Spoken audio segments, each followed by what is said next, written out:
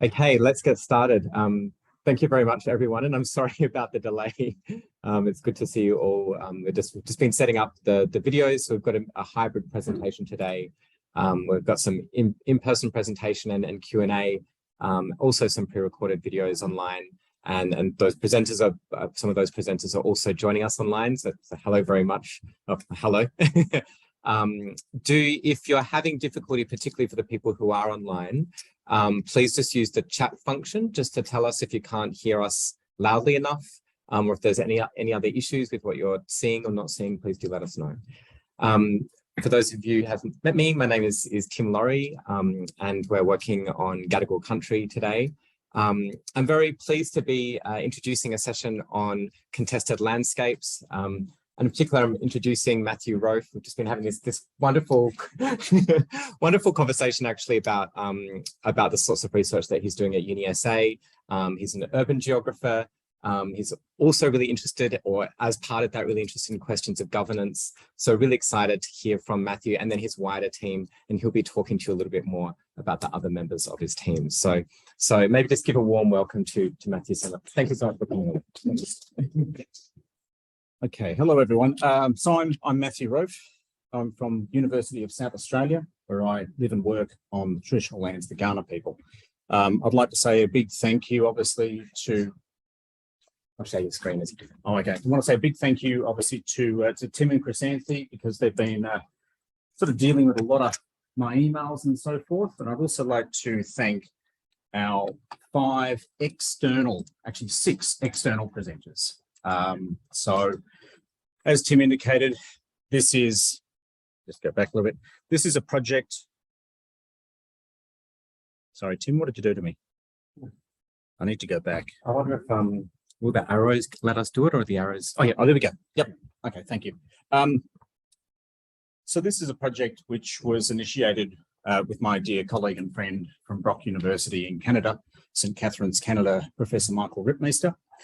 Michael is the head of the Geography and Tourism Department. But most importantly, we have 5 other presenters who are participating and collaborating with us in a larger project around contested landscapes. And so I'd like to thank, I can see Richard's online. So Richard White from Bath Spa University, where Richard, he's an artist, he's an activist, and he does some really fascinating work, and we'll see a video presentation of his. Richard really takes the idea of contested landscape and engages with it in a performative manner, which, you know, as an urban geographer, I find particularly fascinating. I also see that we have Yemi Walker, who's online. Hi, Yemi. Yemi is a PhD candidate at Lincoln University, and she's sending up, again, a paper about 2 contested monuments in 2 different post-colonial contexts. I also obviously acknowledge her supervisors that are co-presenters. We also have a 3rd paper, 4th if you count Michael's and mine, by Dr. Jenna Ashton. Jenna is at Manchester University, and similar to Richard, she's also an artist, she's an activist, and she's a curator. And I'm going to leave Jenna's work to the very last presentation, because I think, like Richard's, it takes the notion about how do we engage with contested landscapes in really unique and innovative directions. Essentially, as you'll see, Jenna's work engages with non-human species. So she is looking at catharsis in traumatic landscapes as enacted through, as she will explain through her presentation, stray dogs. Right? And that interaction through those dogs, humans, non-humans, landscape engagement. But let me have a little bit of time to sort of set the scene. So as I said, this is part of a larger project where we're all working together. Early next year, we will have an edited volume, an edited monograph coming out with about another 15 collaborators beyond those we'll be presenting today. And we have a special issue of Landscape Research Journal coming out next year also. So we have a collaborative team globally of approximately 30, 35 academics, practitioners, you know, landscape architects, artists, governance people, people working in World Heritage, because Michael and I are very committed to this notion about multidisciplinary engagements. And I think this is one of the things that really attracted us to this symposium, because we see this not as an endpoint or the reporting and the tying off of bows of all of our research. We see this engaging in a wider conversation and seeking to make new partnerships. So if you find these ideas interesting and you want to get on board, or you think you've got some good ideas, please come and talk to us, because we'd love that. And having said that, if you don't, I'm going to have a little cry in the corner. Just going to guilt you out. Okay. That's Michael down in the corner there, because Michael obviously is in Canada at the moment, and he can't be with us directly today. And I particularly love the way thinking about identity and representation and how we as academics or professionals are represented. I love the fact that Michael his official university photograph was taken with him having a map in front of him, because nothing says geographer like a map. We do love them. This is St. Catharines, which is obviously right next to Niagara Falls, an incredibly beautiful part of the Canadian border territories. Wish to acknowledge that St. Catharines are built on the traditional lands of the Haudenosaunee people and the Anishinaabe people. Similarly, this image is Adelaide. And Tim, being an Adelaide lad, you'd recognise this. Both incredibly attractive cities. And in this particular case, Adelaide, founded in 1837, 1836 the settlers showed up, but it's really 1837 that Colonel William Light, the colonial surveyor and planner, designed the city. It is unique in the Australian colonial context because Adelaide was the radical experiment. It was not a convict settler society. It was a free settler society. And Light's plan for this square mile with its encircling parklands is actually on the National Heritage Register. And one of the key indicators of it being on there is it's regarded as, and I quote directly from the register, it is a masterpiece of urban design. Of course, Adelaide didn't just pop up out of nowhere. Adelaide is occupying the traditional and unceded lands of the Kaurna people, of the place we now call the Adelaide Plains. And so Michael and I would like to acknowledge traditional owners, their enduring connections with land, their custodianship with their land and country, and we pay our respects to their elders, past, present, and emerging. Now, this is not inconsequential for us as geographers, particularly working in this post-colonial context and asking those questions which we feel are critically important and are not just the preserve or the domain of geography, but so many intersecting disciplines. We have to ask this question: what do European settler landscapes actually represent? And as Porter and Yiftershell have very, very powerfully asserted that cities in post-colonial contexts are symbols of profound displacement, erasure and destruction of Indigenous histories, geographies, but they're also at the same time, they really capture this double form of violence. Land was stolen, and settler Australia, settler Canada replaced Indigenous First Nations Canada and Australia.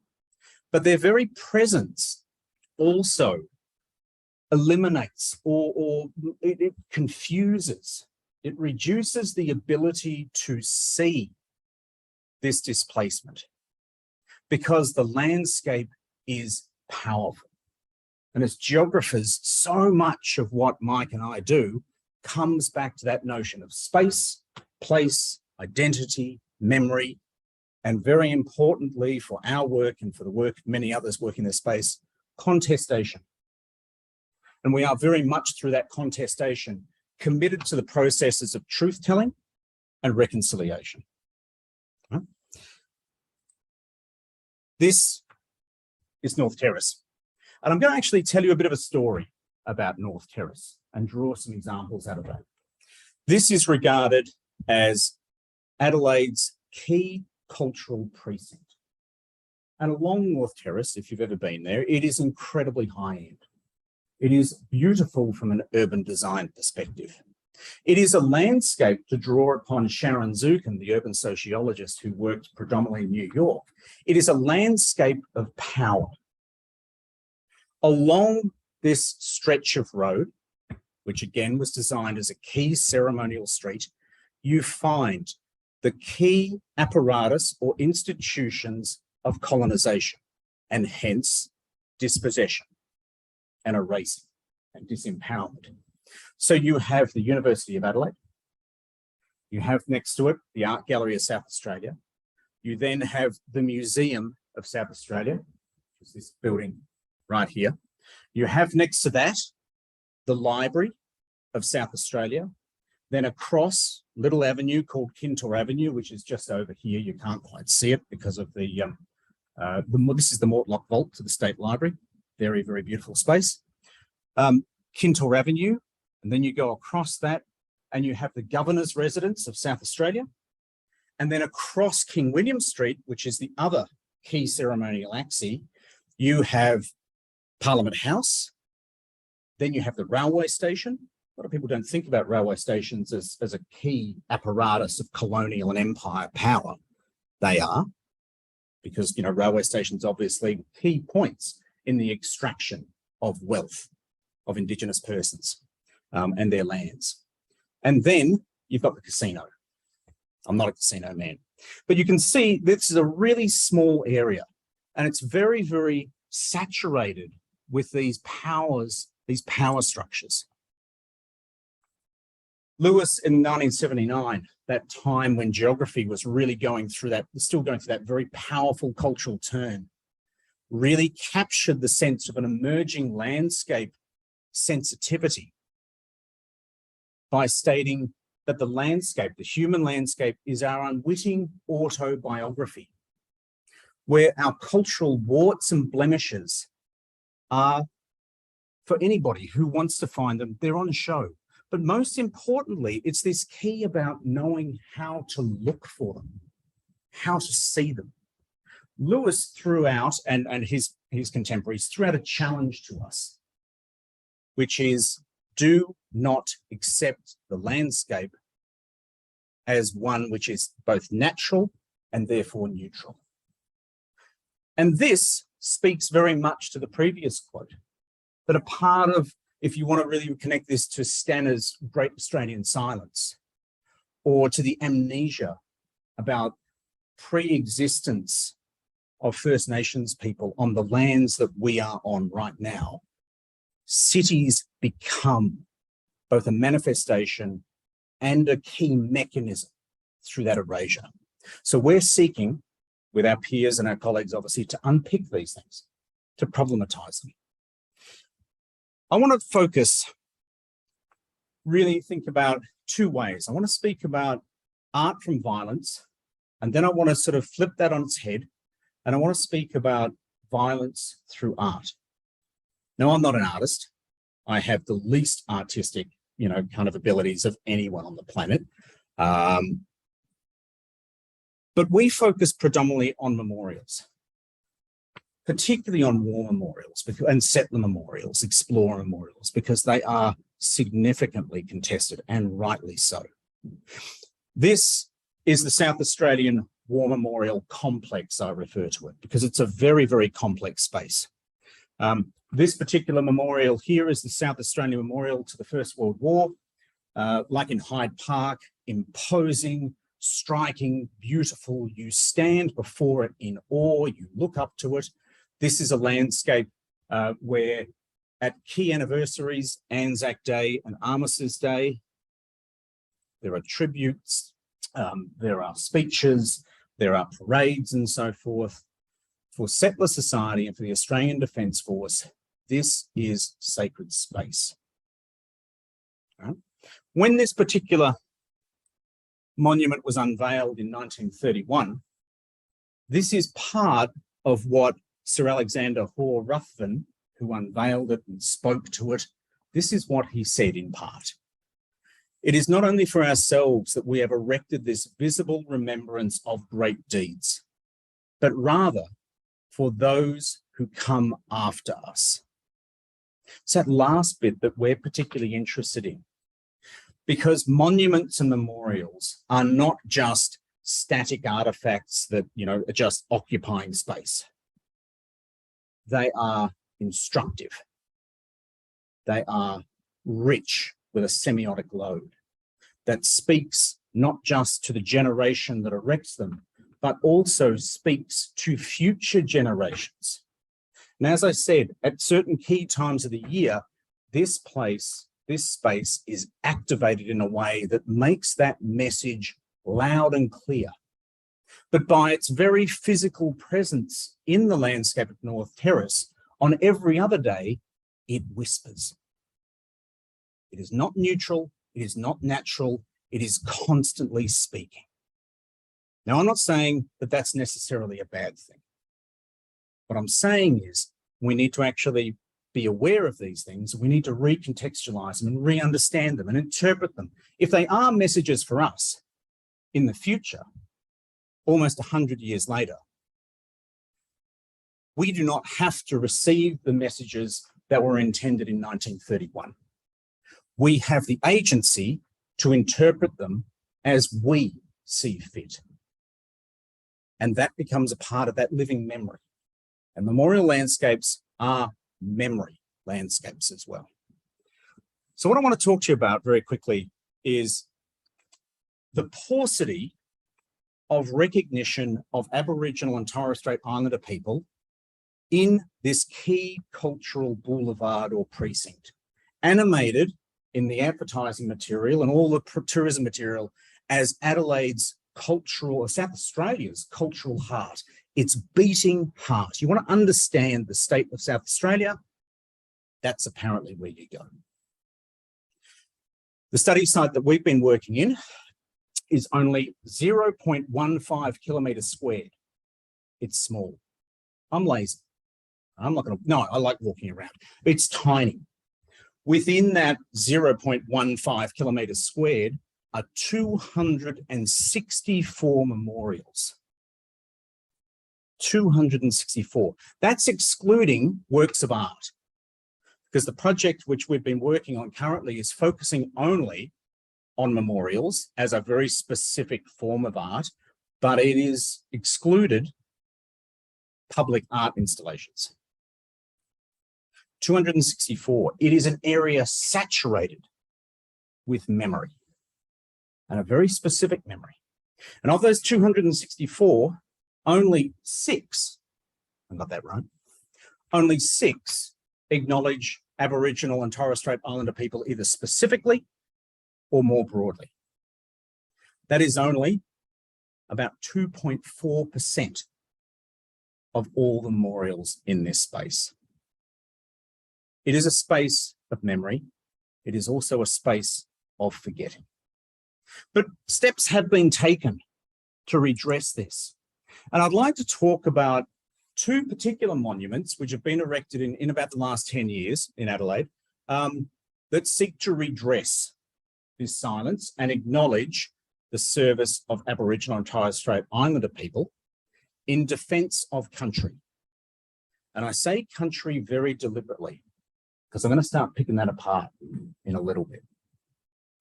This is where we actually start to talk about not just art from violence, but violence through art. So these 2 images here, this is the Aboriginal and Torres Strait Islander War Memorial, which was unveiled in late 2013. So it's not quite yet a decade old. It is incredibly beautiful. It is very poignant.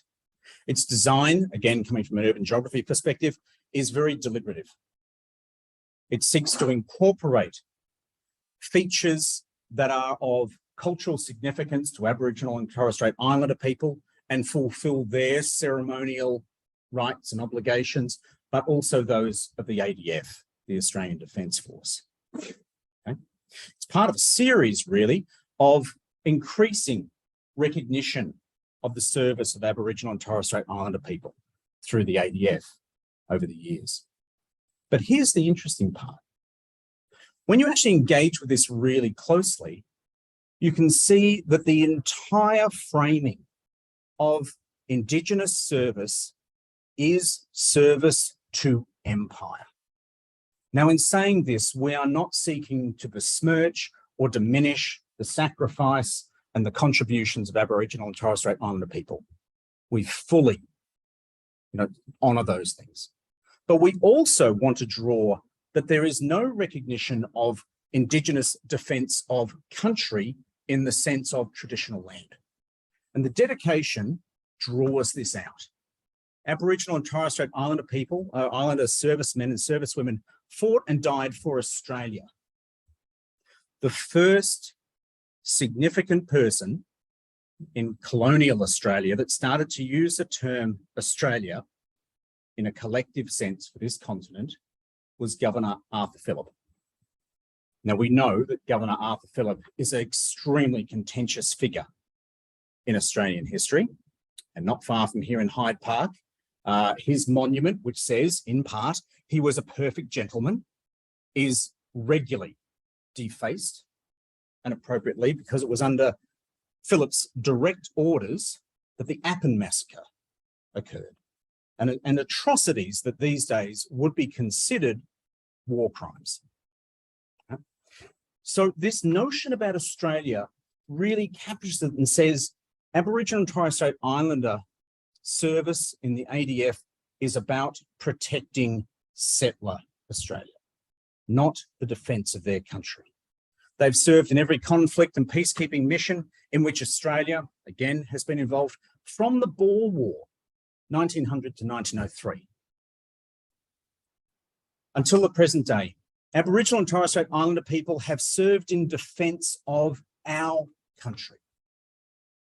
Now, we appreciate that obviously there is a sense that in our country that it is a collective sense, that Australia is also Indigenous land. But it could be read a different way. This is what we propose, that this is about service to Australia as an artefact of empire. This is actually quite common, this notion of service to empire, in many memorials that are increasingly recognising Indigenous service in defence of country. It is framed through the idea of service to settler Australia, service to empire. And it really reminds us of what Linda Tawahi Smith said in her poem, The Settler Colonial Anxiety Blues. We offered you the crumbs from our table to fight for us. That was the deal, for you to live with us, under us, for us. So through this particular monument, again, not to besmirch service and sacrifice, the narrative is specifically framed through service to empire. When we get a bit further through, I'll come back to obviously what can we do to redress some of these things. The second monument that I want to address, Tim, just pick me up if I'm going too long, please. This is the Anzac Centenary Walk. Now, I probably should have pointed it out, but earlier when I had that photograph of the very, very large, very grand, unveiled in 1931 South Australian War Memorial, so if the War Memorial was here, Kintore Avenue went down there. This is a detail of Kintore Avenue. This particular monument was unveiled in April 2016, again, quite a recent one. A multifaceted memorial, as many memorials are now. There are inscriptions in the pavement as you walk along. Each of the bars represents 1,000 soldiers or 1,000 personnel that have actually, lost their lives in defence of country. And you can see that they run all the way down the wall. It also connects, you can see the small cross and cenotaph down the end. It actually connects down the end of North Terrace, and it cuts across an avenue of honour, which has approximately another 40 monuments to various military formations, battalions, and so forth down there. Incredibly rich and dense. What interests us here is not really showing you, but on the other side, pretty much where I'm standing taking this photograph, there are seats and planter boxes. They're provided obviously for shade, but also for quiet personal reflection. One thing that we find fascinating, and this comes from one of the information boards that accompanies this memorial, explaining its various design facets and their significance, that a cluster of golden wattle frame the pathway of honour, which is this paved area. The wattle was selected because of its significance to Australia's floral emblem and its importance to the Aboriginal and Torres Strait Islander community. Undeniably, golden wattle was a food source, and also, you know, its roots and its bark and so forth was used for tools and implements by many Aboriginal and Torres Strait Islander nations. Interestingly, the golden wattle also occupies this unique position of ancient traditions that settler Australia holds so dearly that were invented in 1988. The golden wattle, that is when it became our national floral emblem. Yes, there was great interest earlier around federation in the golden wattle as a national emblem, but it was never officially adopted. So again, we have this invention of tradition. Now, I come from a farming family, and I'm very interested still in gardening and so forth. And I've got a particular passion for Australian eucalypts and Australian wattles. I can tell you this, there are no golden wattle in the planter boxes. There's none. Let's let that hang. What I suspect is that when the monument was unveiled, yes, indeed, there was golden wattle there. But if you go and you look at the planter boxes, they're actually in shocking condition. There's plants that have died, there's plants that have been removed, but currently, or at present, there is no golden wattle. There's also the problematic notion, we feel, in constantly associating First Nations people with the natural environment. And in an urban sense, in that kind of geographical sense, again, it pushes that sense, that narrative about Aboriginal and Torres Strait Islander people out of our urban areas, to the margins, to the outback, to wherever, but not here. This is our turf. As Aboriginal academic Tony Birch said, in related to a different matter, but we bring it in. We can think about, there's golden wattle there. No, there's bloody not. You could think about that as well. You know, there was good intention. As Field Marshal Montgomery said, the road to hell is paved with good intention. Birch points out that such fibbing, the telling of small lies, may not seem major when measured against the big lies, terra nullius, the peaceful frontier of colonial history. Well, it's everything. It's the basis of another form of denialism within Australia. We agree with this. If we truly, and I am of settler convict descent, if we are going to engage in truth-telling, if we are going to engage in reconciliation, then we must be sincere at all parts of that and at all levels. So where to from here before I throw over the other papers? Our project is continuing.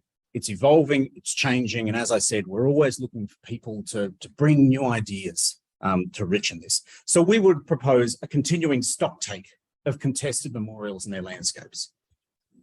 The next phase for our work is really to move out of the theoretical, out of the empirical, and to really engage and to forge partnerships with Aboriginal and Torres Strait Islander people. And Métis people, obviously in Canada and the other countries where we're working. The recontextualization of key settler memorials is critical. And I'll be happy to talk about that because recently there was an article which my university put out into the public stream, and the responses were phenomenal. I got called everything from an ISIS terrorist all the way through to a Nazi, because obviously I burn books and bizarre shit like that. We also need to have the creation and erection of Indigenous memorials. And one of the things I find fascinating is there is no reason why Indigenous memorials should look anything like settler memorials.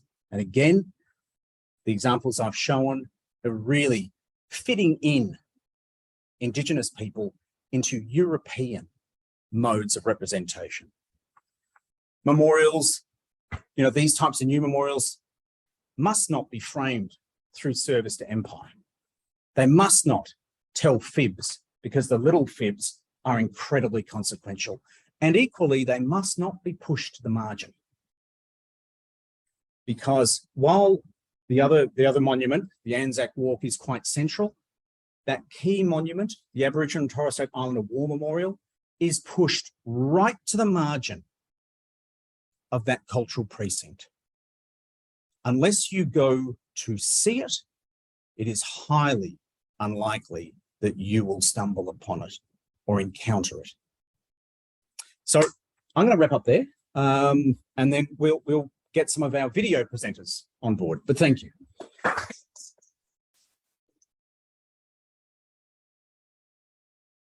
Thank you so much, Matthew. That was fantastic. I assume that it's appropriate for us to have questions all at the end because there's a strong link between the papers. Does that make more sense? I think so. And I think that's always my preferred way of doing things, because then we can build links between various, you know, authors and things. Awesome. So do you want me to? What I might do. Could we bring up Yumi's next? Yumi's next. So that's this one here down the bottom. Yep. And then what I'll do, I'll just do it'll take me a second to set up the share screen and just make sure that the sound is the right sound. I introduced earlier Yumi Walker, a PhD candidate from Lincoln University in New Zealand. Yumi's work is very interesting, again, in two post-colonial contexts, focusing upon contestation in two countries. Yumi, you're online, aren't you? Can you hear us okay?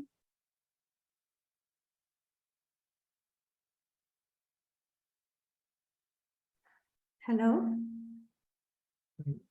Hello? Hearing, I'm not sure if Can you hear us, Yumi? maybe Are you muted? I've asked to unmute. Yeah.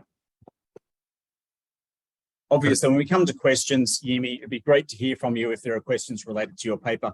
And likewise, Richard. I know. Yep. We have a text response. Hello, yes. Excellent. Thanks, Yumi. Oh, and thank you, Richard, also for leading. So with no further ado, how about we go to...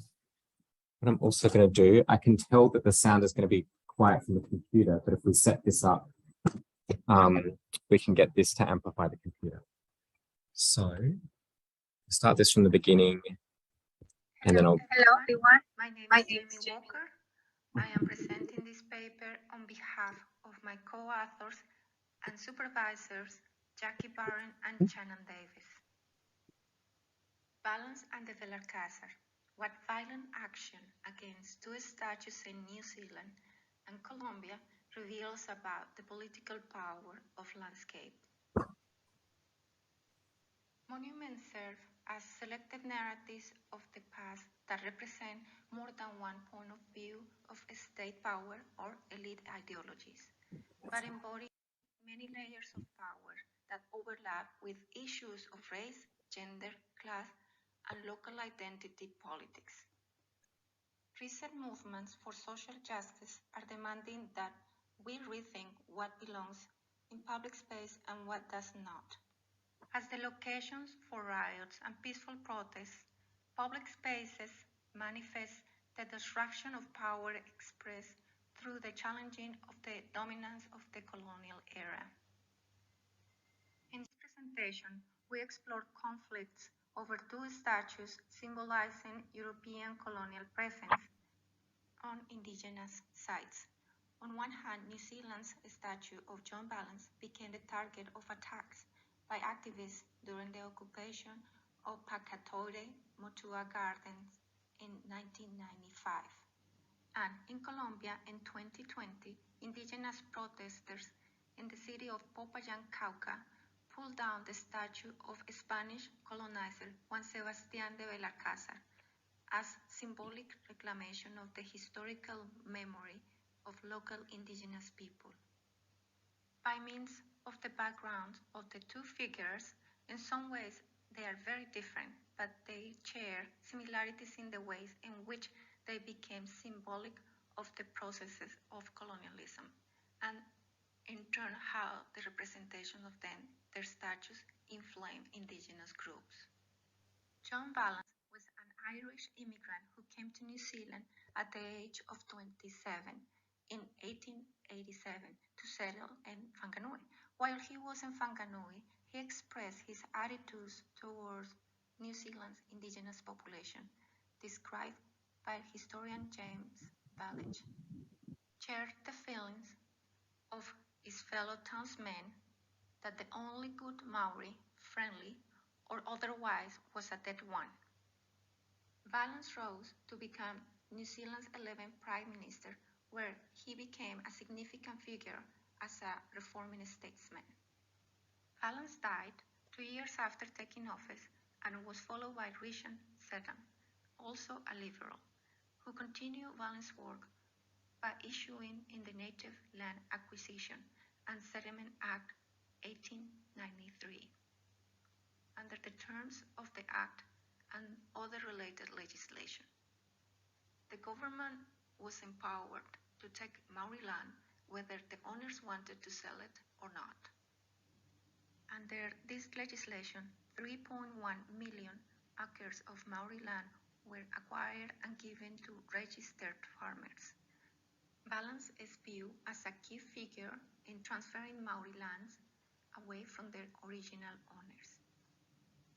Juan Sebastián de Belalcázar is believed to have traveled to the New World with Christopher Columbus on his third expedition in 1498.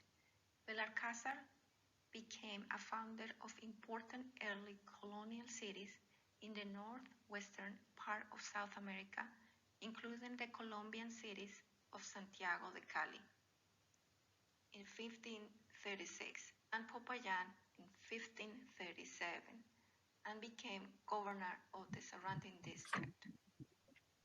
Belalcázar was accused of severe abuses of power and crimes stemming from stealing gold that was reserved for the king.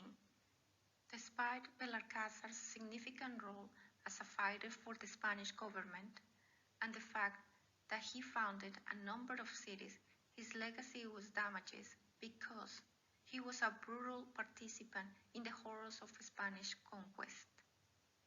We examine the contextual and historical significance of these two statues and the reasons why they have become centers of controversy in their respective countries. The two statues exemplify how such figures become symbols where the individual figures stand for the colonial regimes, and this inflates the representational power. The Whanganui Memorial was unveiled in Queen's Park in 1898, but was moved to Motua Gardens, then called Market Square, in 1899.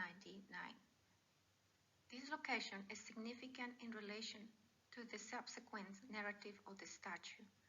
Later attacks on the statue reveal how it is not only the physical form of a statue that has symbolic power, it is also where it is placed. Motua Gardens is known by local Maori as a pakatoide, a place which is a key site of contestation in terms of land ownership. Whanganui Maori Te Runanga Pakatore occupied Motuan Gardens, Pakatore, for 79 days in 1995, protesting that the land was not part of the purchase of Whanganui in the 19th century. The protest at Pakatore was not only about this specific grievance, but how this site was symbolic of wider issues of contested land ownership from the colonial era. Around this time, the statue of Valence was beheaded twice. After the beheading at the time of the protest and occupation, Valence's head was for a time replaced with a pumpkin. In 2009, a new statue of Valence was placed in public land outside the city council offices in Whanganui. Contrasting responses on this memorial underline how Valence's complex history is seen through different lenses and how statues become magnets of issues of power, politics, and race. These defenders argue that he had been a protector of Maori during his time as Minister of Native Affairs. For Colombia, the Iberian colonial heritage has produced significant and lasting effects on Latin Americans' national identity, cultural foundations, and political structures. Historical narratives represented by colonial-era figures, statues, and symbols are complex reflections of a nation's heritage. Moreover, colonial memorials are also visual links to the Spanish conquistadors and their legacies. In the city of Popayán, Colombia, on the occasion of its 400th anniversary, the government had expressed interest in the erection of two commemorative monuments on the occasion of the 4th centenary of the town's founding. One of the monuments was an equestrian statue of Sebastián de Belalcázar, and the other will be the monument of Cacique Puben, the 16th century leader of the Puben's indigenous group.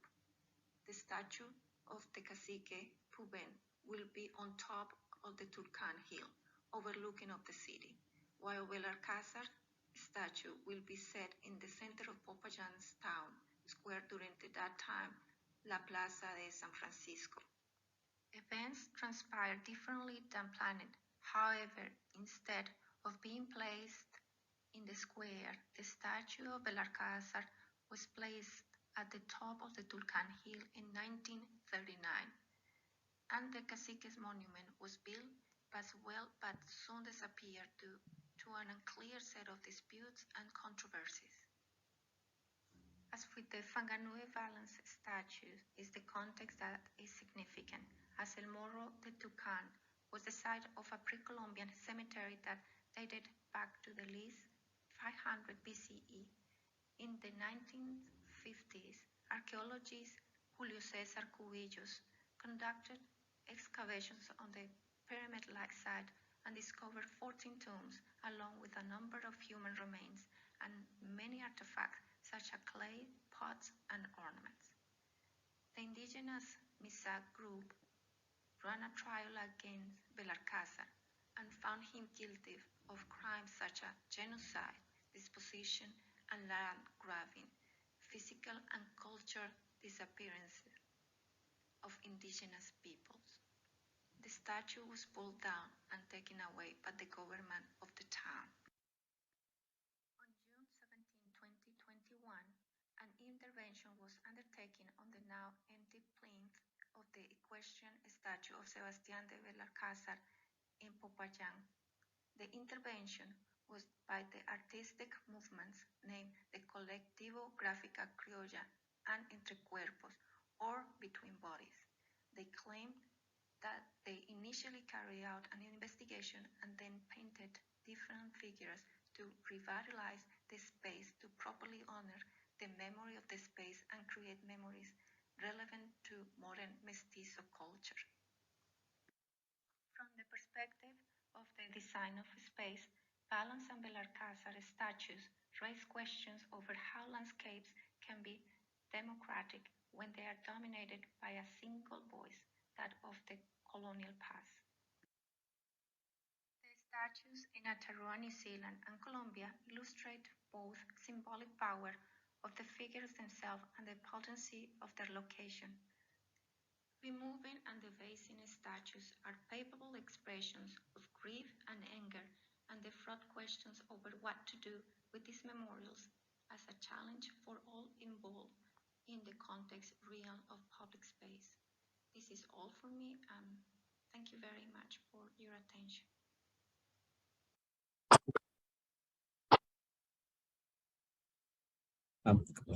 As Tim gets the next paper up, which is by Dr. Richard White from Bath Spa University. Apologies about the sound. When I listened to this presentation before coming with headphones on back in my office, it sounded fine. So I don't know whether suddenly my hearing got better during that time, or whether the file's corrupted. But Apologies.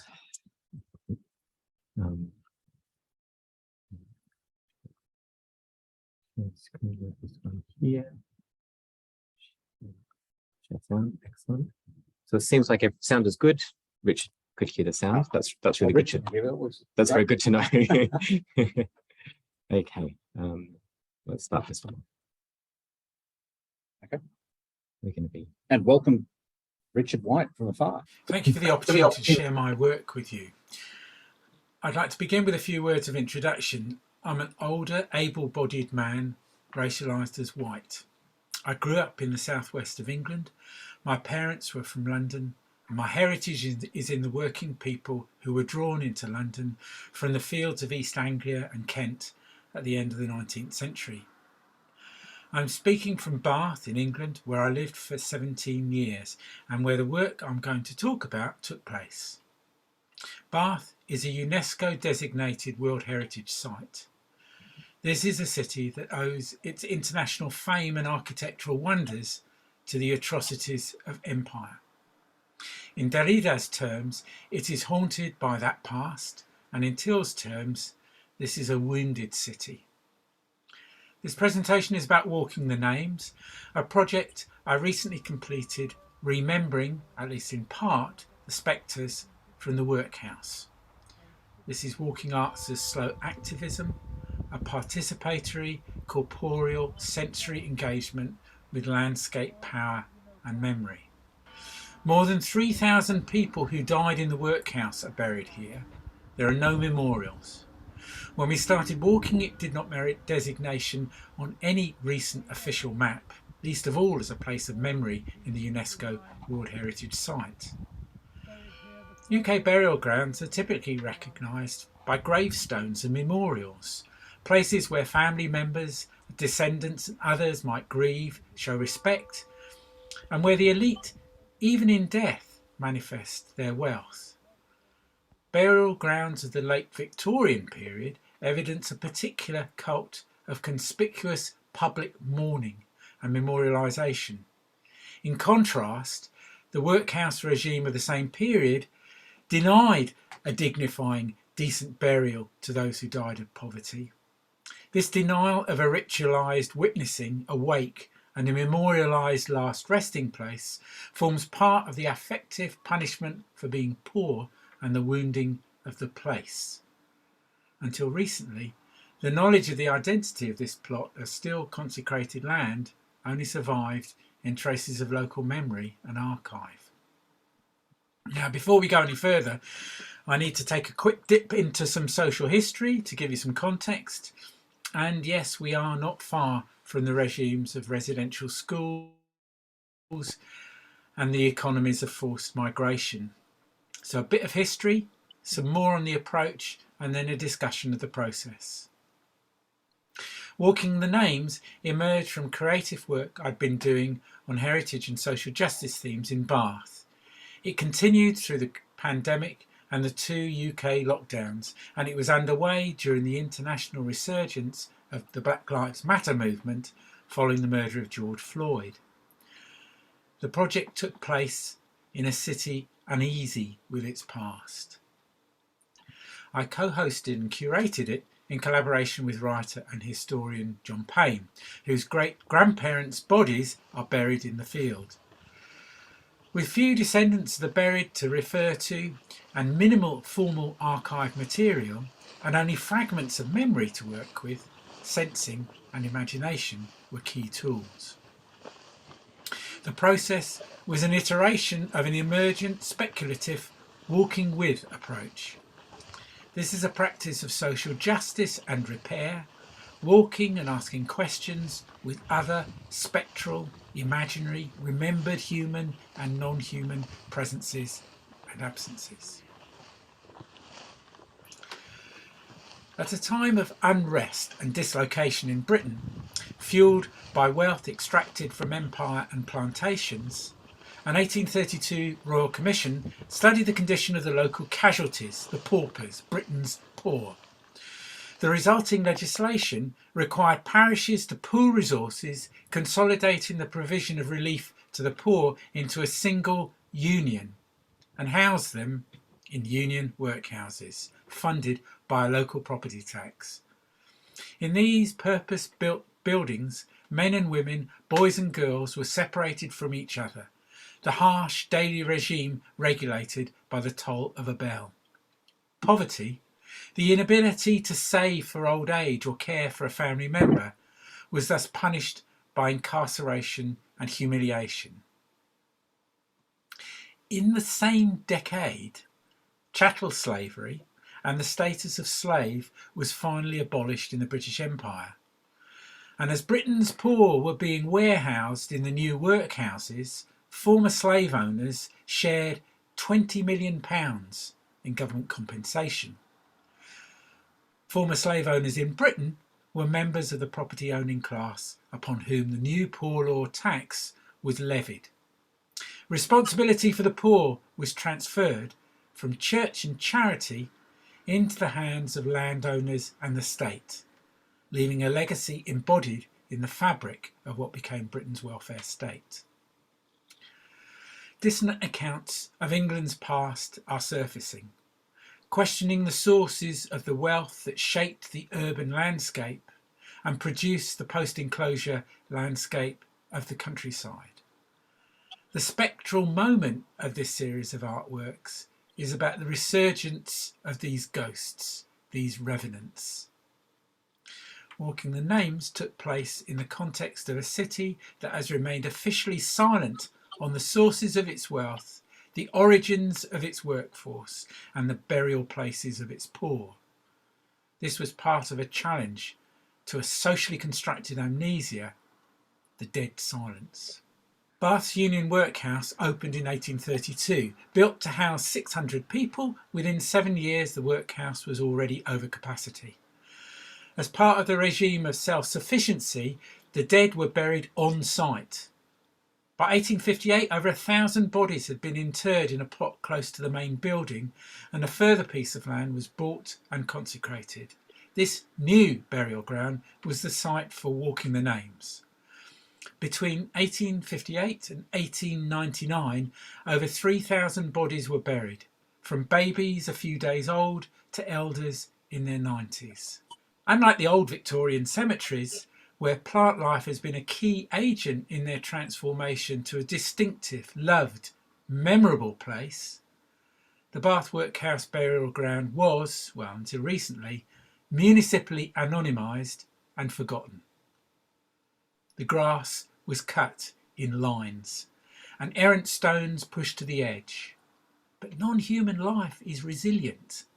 In the spring and summer, between cuts, daisies and buttercups resist and bloom, revealing settling earth and the rectilinear outlines of burials. Noticing this, sensing presences, becoming alert to slower interactions, welcoming and encouraging them, is core to the place-based practice of care that was Walking the Names. My invitation was to join in reading the names of the dead and walking as slow as possible to the tolling of a bell. The ringing of bells, music and any kind of wake was denied to those buried in that field. Under the grass of the workhouse field lies the body of Susanna Cook, born in 1783, buried on the 13th of January 1864, She was aged 80. Under the grass of the workhouse field. Initially, we walked and read from the burial register a year at a time, and then gathered in the middle of the field where 3 stone markers poked through the turf. Those 3 stones, remembered by locals as a home in childhood games of tag, continued to frustrate municipal straight-line grass cutting. We subsequently discovered that the stones maybe survived from the grave of a workhouse chaplain buried with his flock, according to the Gospel magazine of 1865. So the only memorial at the site was to the only person who chose to be buried there. And it was here we left flowers and tributes, sensed and discussed the ghosts. Some offered poems. Later we would have music. Each time we walked, a little more interest was stirred. People watched with curiosity. Some joined in, Others stopped to share stories of ancestors buried there or memories of the site itself. And then COVID struck. The virus provoked a new dimension. We walked alone. Some had to walk and read elsewhere.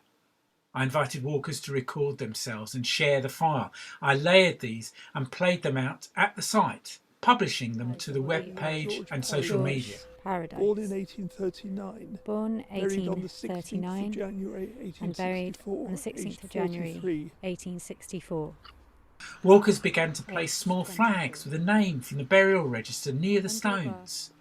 Some chose to memorialise the babies buried in the field, others the elders or a family name.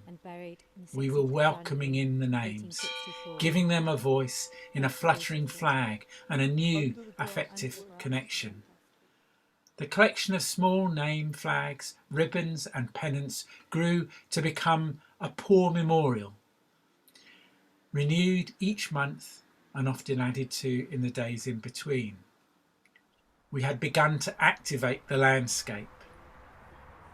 In September 2020, we gathered after the second lockdown, and folk musicians who had greeted us one wet Sunday afternoon 2 years previously returned to play music for the wake denied to those buried there.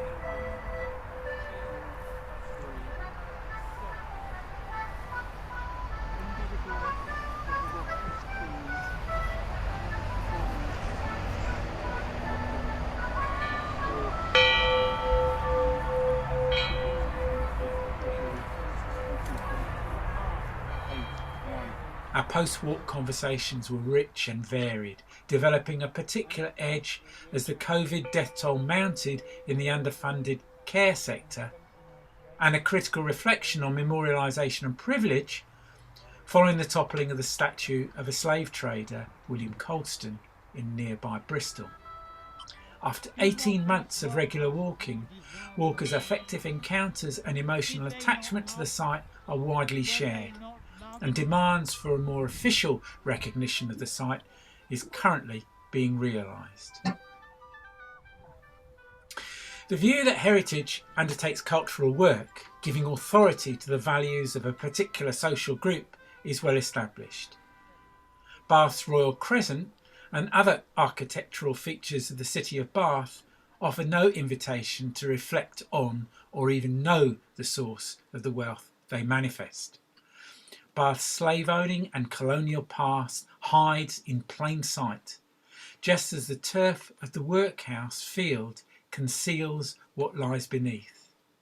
This is not to suggest a parallel in the atrocities of forced migration and chattel enslavement with the experience of internal exile and pauper burial. It is, however, to point towards the wounds of the city and their intersectional spectral resonances.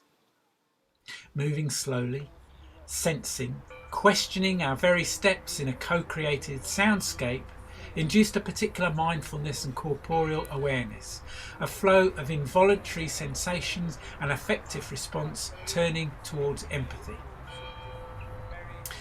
Masumi talks about walking as a controlled act of falling.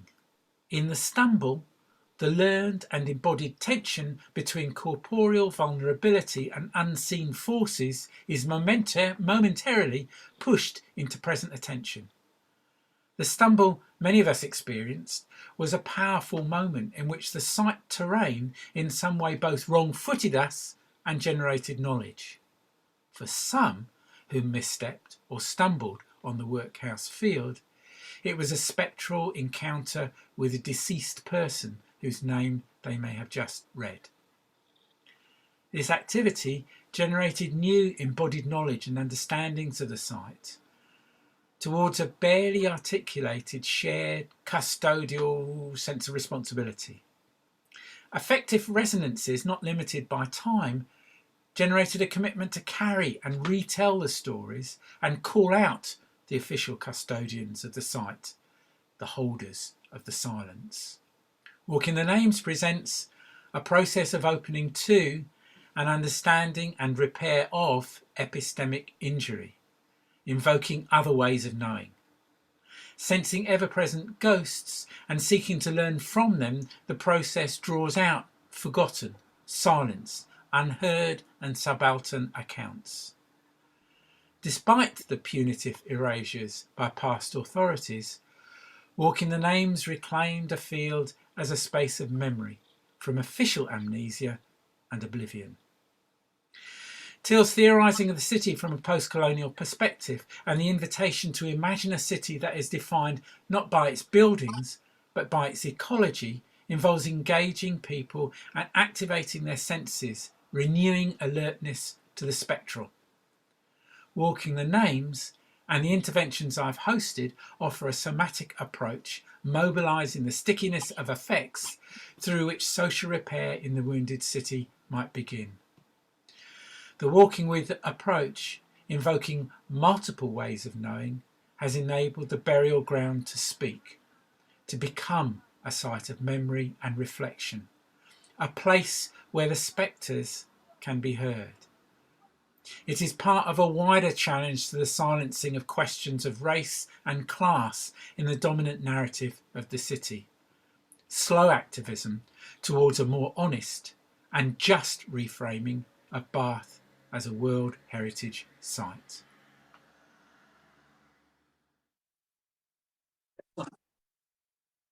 Thank you, Richard. I know you're online. Tim, can I get you to do your magic for the last paper? One of the really great things I think about Richard's work is he takes the next step. He's taken that next step from kind of theorization to engagement. Tim will be Tim. Richard will actually be doing a fellowship at the University of Adelaide next year. I'm a bit sad it's not University of South Australia, but I'm really looking forward to obviously having Richard in Adelaide so we can, continue the work. And I really think for what we're facing and what we're considering in Australia, in post-colonial Australia, this approach could very well be a key strategy, sort of reclaiming these wounded spaces. So the last paper is by Dr. Jenna Ashton from Manchester University, and we'll now hear from Jenna. And maybe I'll just make one extra comment that we are running about 15 minutes behind. So if there are people who've just logged into Zoom, or if any of you, just in terms of your timing, we're running about 15 minutes behind, but we've got just enough time to get through this. And I think we should just at least set aside a few minutes afterwards to ask some questions and have a bit of a chat. So thank you everyone for your patience. Sorry, for the questions, I propose that we actually got questions for Richard and Jenny who are online, that we click them to them, because I'll be around for the rest of the week. So happy to have discussions.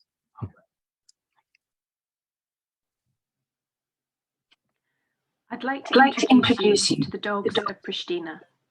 They hang around near the cafes, the bars, in the shade of the unfinished Orthodox Catholic Church, on street corners. They dig themselves holes in the ground to keep cool, to keep safe. This one I named Spot. I look for him on every visit. He's now moved on, I think.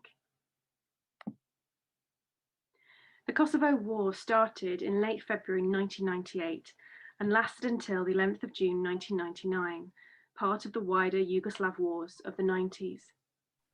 The targeting of ethnic Albanians started many, many decades before that, but that's the officially acknowledged date of the most recent war. The war is ongoing, of course, for those seeking justice of families murdered, missing, and abused. It is estimated that 1.5 million people, that's 90% of the population of Kosovo, had been expelled from their homes during this period. After the war, a list was compiled which documented that over 13,500 people were killed or went missing during the 2-year conflict. Approximately 20,000 women and girls were raped. Thousands of people remain missing, with multiple mass graves uncovered over the last 2 decades. In February 2018, the Balkan state marked the 10th anniversary of its declaration of independence.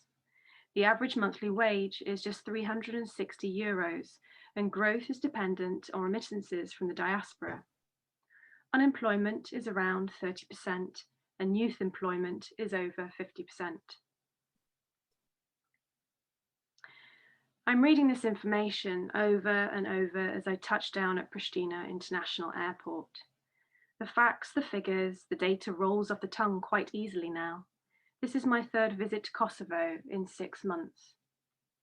I've been invited here by the Bugievski Family Foundation.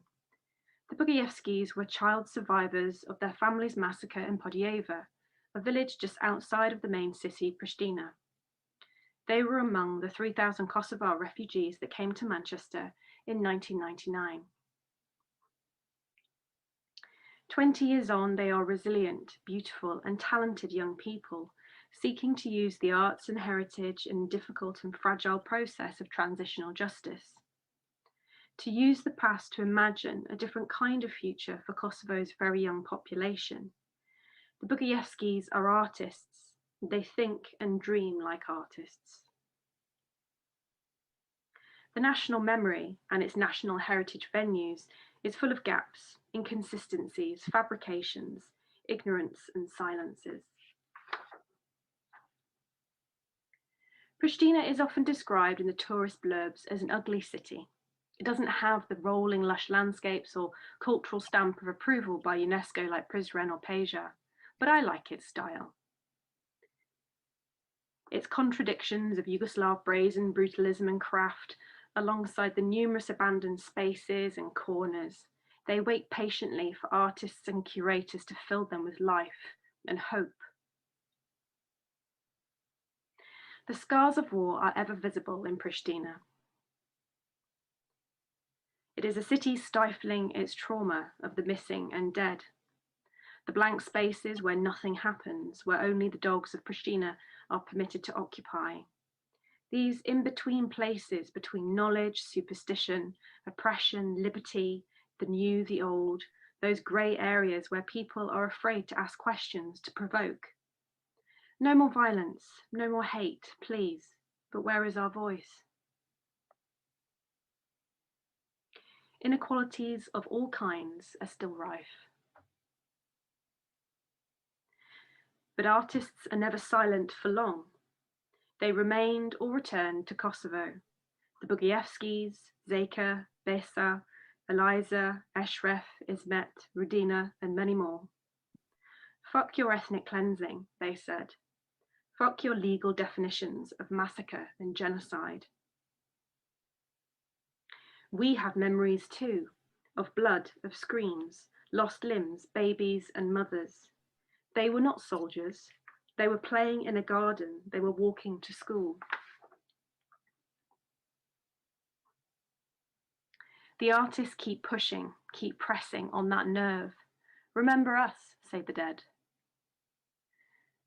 The artists are able to make such beauty out of horror. Unsubtle reminders that traditions and cultural heritage is not so pure. Here, a bullet for the bride to be administered by the husband if she jeopardizes the family's honor.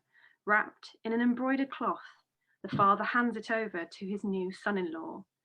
Brutality runs through every patriarchy, lest we forget. Women are dispensable, lest we forget. I love the smell of an artist's studio. Drying pigments and oils, stacked canvases. A flush of excitement and exhilaration at being shown the mistresses and masters' den of visual activism. Collective making, creating, the birthing of beautiful things. But don't be misled by the softness, the exquisite sensuality. These materials are tough. The seamstresses are survivors. I also visited Sarajevo in Bosnia, another scarred landscape and community of the Yugoslav wars. The streets, which hold memories of so much bloodshed, have been cleaned, rebuilt, holes removed, evidence removed. The city is rebuilt. It is beautiful. The surrounding mountains, which acted as a prison for people in the siege between 1992 and 1996, are stunning. I'm reading Barbara Dimick's Logovina Street. I am staying in a hotel on Logovina Street. The War Childhood Museum is just around the corner. My sister was only 2 years old when the siege of Sarajevo began. I remember my mum crying heavily and silently and watching the TV, burying her face in my sister's baby hair as she watched the news footage. Babies and children deliberately gunned down in marketplaces and at tram stops. I distinctly remember an image of a child wearing a Minnie Mouse jumper. The city has been rebuilt for tourists.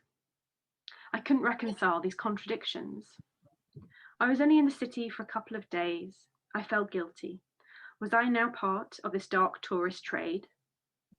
I watched with disdain as baseball-capped groups and shouty tourist guides posed for photos near the red roses of Sarajevo. These are the bomb scars filled with red resin by local artists. The same groups would pose near the sign pointing to the Srebrenica massacre exhibition. I felt sick. I called my mum. "Are you okay?" she said. I cried. "I have no idea what I'm fucking doing," I said. I had read too much, I had listened too hard and too long to people's stories, watched and looked too intensely, trying to understand their memories, their pain. I was now lost in Sarajevo. I needed to find my rhythm, my humanity again. I spent my last day walking at the top of the city before I reached the graves in the mountains. I am back in Kosovo, this time on my way to Podjeva, the Bogojevskis' village. It's their family memorial service, and I'm invited as a guest, as a witness to this 20-year anniversary.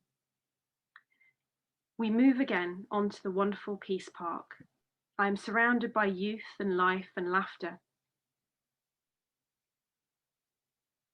I hold Saranda Bogojevski close and tight at the end of the ceremonies. There is just a year's age difference between us.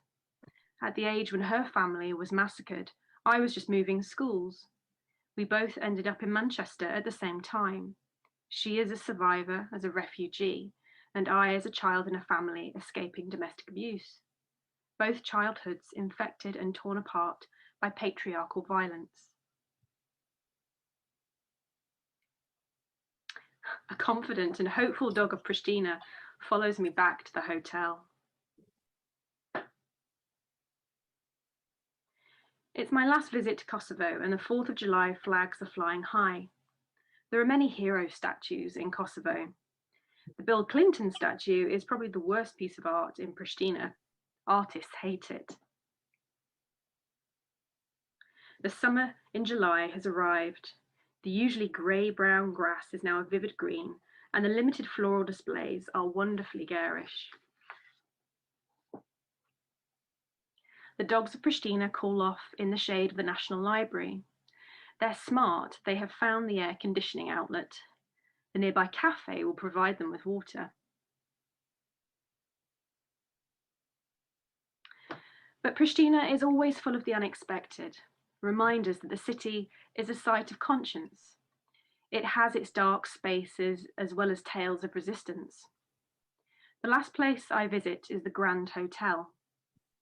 Our guide is the amazing Zana, head of a feminist art collective in Pristina. Situated in the Mother Teresa Boulevard, the hotel is a monument to communist bravado. It opened in 1978. We head down in the lift. In the war, the basement was used as a torture cell. Women were raped, civilians abused. Tastelessly, directly opposite the basement opening is the local gym and macho fight club. The feminist collective, along with women survivors, recently reclaimed the basement for an installation. The aim was to remind the Kosovo government not to abandon its promises to seek justice amidst its newfound nationalistic swagger. The basement is damp and claustrophobic, but areas are sparkling clean white. We scrubbed and scrubbed the walls and floor, says Zana. The first cleaning company refused to come back and help. So, as women artists and activists, we got on our knees and scrubbed the filth. We cried. It was painful. It was cathartic.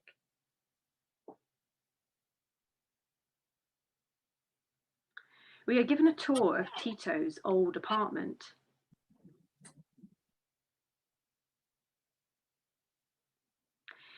This is the last place the Yugoslav leader stayed in before he died. This would have been his last view over Pristina. The 1970s decor is bloody awful. We are all in a hurry to get out and breathe the fresh air again. My official academic and curatorial advisory role on the Kosovo plans for some kind of museum of memory and peace continues to grow and shift in collaboration with the Bugievskis and with the broader partnership of people. But in all this activity, I also needed time to make sense of the context, of the memories and the emotions it stirred in me as an outsider to the bodily experience of war. So, as you've seen, I've been photographing and filming and writing and following the dogs of Pristina.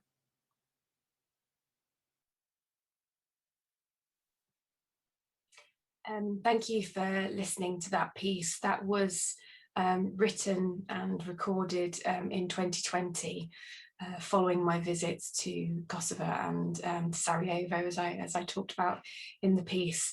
And since then, my thoughts and my analysis has evolved and developed since then, and is soon to be the subject of a published paper for landscape research, the title being Following the Dogs of Pristina, or the full title, Following the Dogs of Pristina, Landscape as Living Memorial. And I'm just going to give you the abstract of that paper and then jump to the conclusion, because I think it kind of contextualizes how I developed my thinking specifically around the stray dogs in Pristina. So this paper then, as I say, that's hopefully soon to be published in Landscape Research, offers an autoethnographic storytelling and analysis, considering what multi-species framing can offer post-war memorialisation discourse and practice. During 2019, I undertook initial scoping and consultation around the potential of a new museum or memorial site for post-war Kosovo. The aim for this new site is to encourage reflection, peace building and action around human rights. In Kosovo, there are multiple and conflicting memorialisation practices enacted by war veterans, politicians, mourning widows and mothers, activists and survivors. These all take different forms, from statues to protests, oral histories and curatorial interventions. As in all wars, the physical landscape of Kosovo is the site of crime and resistance, mythologising and denial. Amidst the human memorial activity live the stray dogs of Pristina. The dogs activated my attentiveness to the potential of a living landscape as a site of multi-species inquiry for rethinking processes of memorialisation and heritage making. And I'm just now going to jump to the conclusion for you, just to sort of hopefully articulate where my thinking around this took me. So my learning from the dogs of Pristina holds significance for rethinking heritage making and memorialisation practices in the post-war city landscape. The exchange with a dog at the hotel requires me to address varied motivations and perspectives. The short encounter with Spot, one of the other stray dogs, demands a re-evaluation of time shared with whom and why within practice. The proactive inhabiting of liminal or contested sites by non-human agents transforms binary interpretations of use and value. The counterpoint of plentiful breakfasts with nearby poverty requires me to acknowledge and situate all this thought and activity within conflicting capitalist agendas. The work of the animal rights activists run in parallel with the work of anti-racists and feminists in Kosovo. In the city, I was witnessing a complex sharing of space, that meeting the other in all the fleshy detail of mortal relationship, to quote Donna Haraway. The model of companion species that begins to emerge in Pristina is one of awkward cohabiting. It exists on the inter and the intra relating of fleshy, significant, semiotic material beings. Importantly, I witnessed human society learning to be affected, and so perhaps to understand and care a little differently, to quote Van der Ren. There are implications of this sharing and caring for post-war healing and a transitional society that is remaking its democracy and its lines of ethical and moral behaviours. Kosovo human citizens could remember and care with humans the way they are learning to care and remember with the stray dog citizens of Pristina. As Haraway notes, caring means becoming subject to the unsettling obligation of curiosity, which requires knowing more at the end of the day than at the beginning. The landscape and attentiveness within it can be, perhaps already is, the memorial for the disenfranchised, struggling, connecting, sharing, repairing, remembering, and witnessing. Landscapes hold a multiplicity of stories and knowledges outside museum walls. It counters the static, singular vision of monuments. The work that is done through memorialisation lays the ground for cultivating equitable and inclusive societies. In Kosovo, whose human memory, whose human heritage is an ongoing site of contestation. It is a political battle.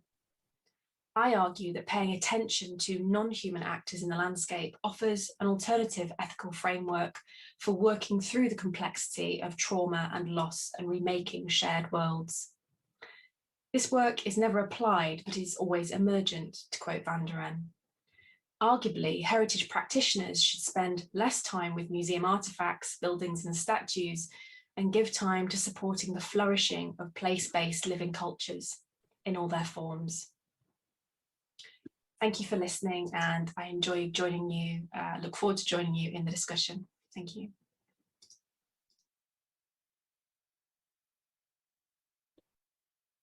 Thank you. I'm sort of mindful of time because we're supposed to be starting the next session, but do we have any questions for Richard or Yemi who are online?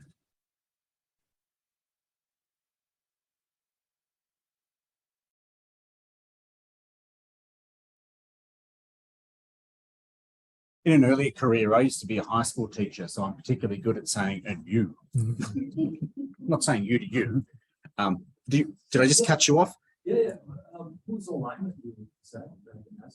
Richard and Yemi. So Richard did the second paper and the third paper. Yeah. So first, thank you for bringing this panel to us. Very interesting paper. Oh, yeah. Well, one of my questions was looking at the interventions in Bath. I could see specific type of aesthetics more related to music and putting flags around, which it diverges a little bit from the first paper, which is more related to graffiti, to a more contemporary form of disputing these public monuments, memorials, sites, memory, and etc. So basically, my question is, to which extent you think this type of aesthetic relates to the objectives of the participants who are doing that, and to the cultural context of each participant, their age, their cultural interests, and also something that I think is important for me at least, it's always to consider the political circumstances of each side.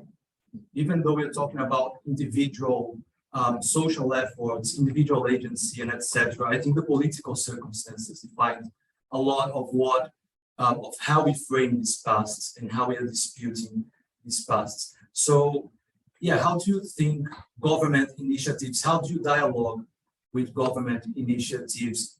Do you think government initiatives are important? Is it important to be constantly dialoguing with institutions, with government institutions, or is the social efforts meant to be only created by social movements? Was that clear? Yep. Yeah, I think so. Richard, are you there? Can you respond to that one, please, mate? Yeah, hello, can you hear me? Yeah, can you speak up just a little bit louder, please, mate? Yeah. So it's a big question, but thank you for that. I think that the question around responding to or dialogue with government institutions, really, I guess the work that I was doing was very much in dialogue or kind of, I don't know whether it was dialogue, it was kind of shouting at really some of the local authority who still owns that burial ground, and that has kind of evolved. So there's an evolution there of their engagement with that place and their recognition of that place, rather than trying to municipally silence it just by mowing it up and down in straight lines. And actually, we had a session a couple of weeks back where we did some planting, and there's trees growing there, and there's a whole load of different voices, not just the voices of people, but the voices of plants and life, and spectral voices are kind of being heard in that space. The other dialogue, which is also a little bit of a shouting at, is about Bath as a UNESCO designated World Heritage City. And that's an ongoing kind of, not quite a confrontation, but it is certainly, there's that UNESCO designation, despite all the rhetoric of UNESCO, they want to keep the story of where the money came from, the story of empire, the story of slave ownership. As I said there, it's a city that they don't tell you where the money came from, and they don't tell you where the poor are buried. It's all about the kind of the famous people, and the kind of the sort of that kind of historic Jane Austen world there. So there is I think we're always in kind of dialogue's not quite the right word, with people who really don't want to know about it. We're sort of rattling them and making a lot of noise and trying to break the silence that some of those organisations hold. But it is very much still in that same space of don't know whether you've heard about the toppling of the Colston statue, but in Bristol we pulled down a statue of the slave trader there. That's all part and parcel of it, that kind of dialogue with official memorialisation, whether it is the memorialisation of the kind of the heroes, their heroes, or whether it is the complete absence of memorialisation of the poor people who were sucked into the city and did the work. I'm not sure whether that answers your question, but that's, there are those dialogues going on with the official organisations, and sometimes they come some way towards recognising what we were doing, certainly at the burial ground, in terms of getting Bath to own up within the context of a UNESCO World Heritage City, to sort of fess up to where its money came from. That's a bigger project and an ongoing project, and we're still at it. Thank you so much, Richard. I'm afraid we are, I don't want to cut off this conversation because it's a good dialogue, but we are running 20 minutes behind. So we just sort of need to, start with the next session. And thank you so much for your patience. I know that Gail has been very patient, but just maybe another round of applause for this session for Contested Landscapes. And I trust, because Matthew is here for the rest of the conference, please do come up to him and chat to him about some of the wonderful things we've just been hearing about. Okay, maybe we'll just give a quick moment for any people to come in or leave, or just a little handover. But we're going to launch straight into the next session, which is on sound arts. Thank you, and Richard, thank you so much for joining us. I know it's pretty early, particularly Richard for yourself, but really appreciate it. Wonderful work. Thanks. I'm going to change the camera because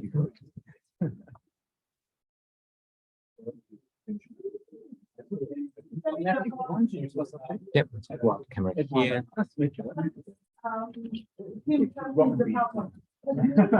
Hey, how you going?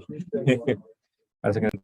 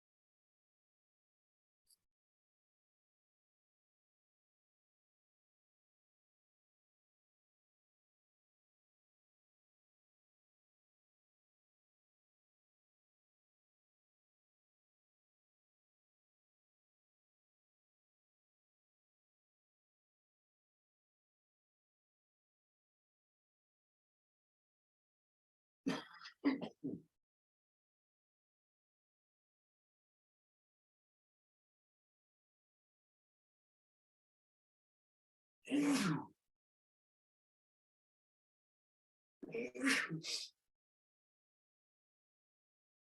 Do you want to start on the other? Wait a second. I'm just going to. You've got someone else who's ready. Yeah, Gail. So Gail's the first presenter. So I'll come back. Can you hear me, Gail? I can hear you. I'm not in ideal presenting circumstances at the moment, but we'll try our best. Thank you so much for your patience. I realize you've been sort of very patiently waiting online, and we're just a little bit behind with some of the sessions. That's fine. That's not a problem. And thanks to everyone else online as well, of course. No, all good, all good. This is so we're bouncing straight into our session on sound arts. And we're actually really excited about this session because it's really connecting scholars who are doing very different works, but thinking about this medium of sound and thinking about all of the different stakeholders and connections that we can make through it. I'm really excited both to hear your papers, but also to see if we can get some sort of dialogue between them. Gail, I'm going to give you a quick introduction, and then we'll jump straight into it. Okay. Gail Kenning is giving a paper entitled People Living with Dementia, Collaborating with the Australian Orchestra. The 7 performers and storytellers into whom I may concern all have lived experience of dementia. The Sydney production was initiated by Tamar Krebs of Group Homes Australia and Dr. Gail Kenning, whose work focuses on the intersection of art, design, creativity, and how these can contribute to health and well-being, with a particular focus on aging and dementia. And Gail, would you also like to share your screen at all? Do you want me to make you a host? Yes, please. I would like to share a screen. I have got a few slides that I'll give. I'd like to Excellent. first. Okay. I'd like to first just say I'm not in ideal presentation conditions. I'm in a hotel in London with bad network, a bad cold, and bad lighting.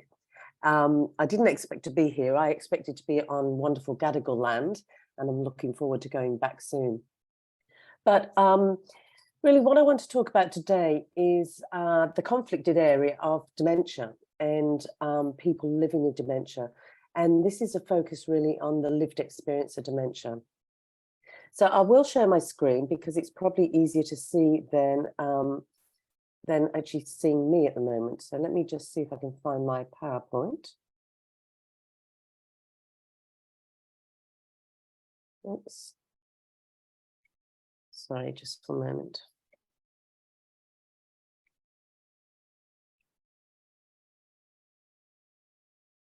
Now I'm having difficulty sharing my screen for some reason. If there's anything we can do at our end. Can you see the option, Gail? Is the option there? I can. Oh dear, it's not seeming to find my PowerPoint. Let me try it if I can try it a different way.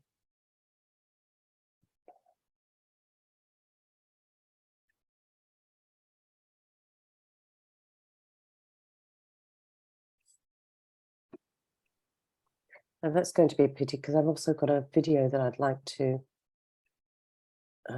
show as well. As I mentioned, they're not ideal conditions for presenting at the moment.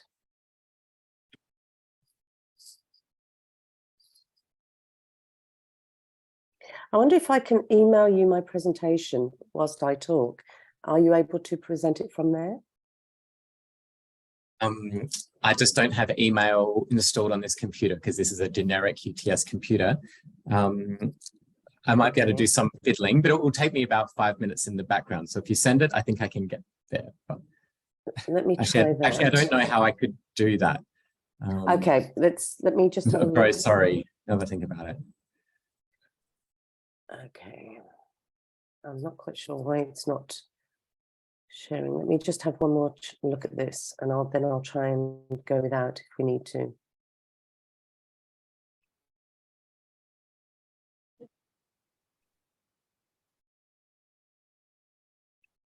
Yeah, do you think it would be okay without the PowerPoint, or we could move to the next speaker if it would take some time and we could set it up? What would you prefer?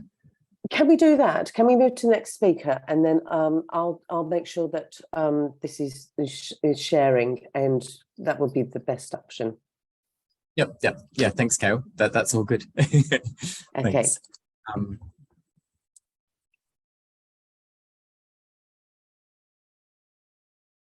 So what I'm doing just now, Travis, is if this is helpful, shall I share your screen with the beginning of your PowerPoint? I can just use the mouse to. There we are. There we go. Yep. And I'll give you a very quick introduction. Thank you, everyone, for your patience with our technical glitches. Sorry for that muscling. It's great to have you here, Travis. So Travis Beard, your paper is entitled, actually people can read it off the screen, but Music, Arts and Western Culture Clash Over the Last 20 Years in Afghanistan. And you've done so many things in your career, actually. So there's so many things in your bio. I'm going to talk about all that. It'll all be in there. I trust that we'll all know at the end what you're up to, Travis. Thank you so much. Hopefully I won't bore you too much. Hi, everyone. It's almost like I'm at a stadium, Wembley or something. It's like, Cleveland! No, it's not Cleveland. It's down at the wrong city. Anyway, so music, arts, and Western culture clash over the last 20 years in Afghanistan. I kind of came up with that really quickly when they asked me to type it up. So maybe not exactly what I'm going to talk about, but we'll get somewhere near there. Just a little bit of a background. Basically, half this presentation is my background. And the reason why I'm going to talk about myself, unfortunately, is because we're talking about the projects we did in Afghanistan, engaging with the youth, and the hurdles that we encountered by doing that. So I do apologize. I'm going to take you through my sort of time there, but we'll do that anyway. So I first went to Afghanistan in 2001.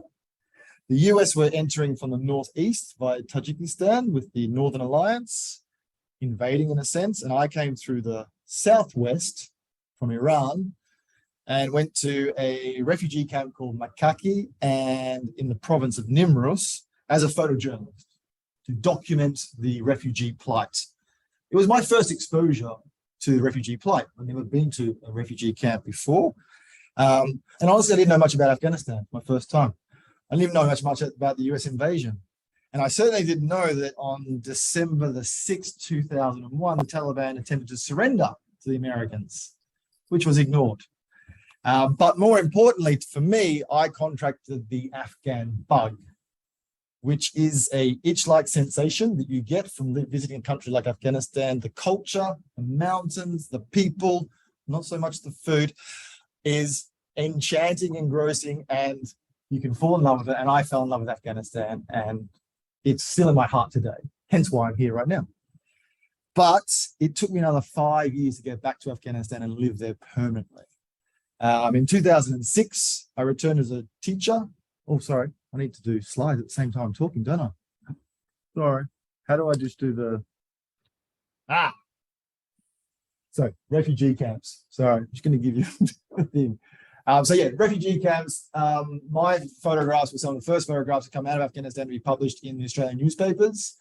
And to a certain extent, we showed the other side of the war, not just the bombardment by the B-52 bombers and the CIA secret ops that came in from the north. And it was a big learning experience for me.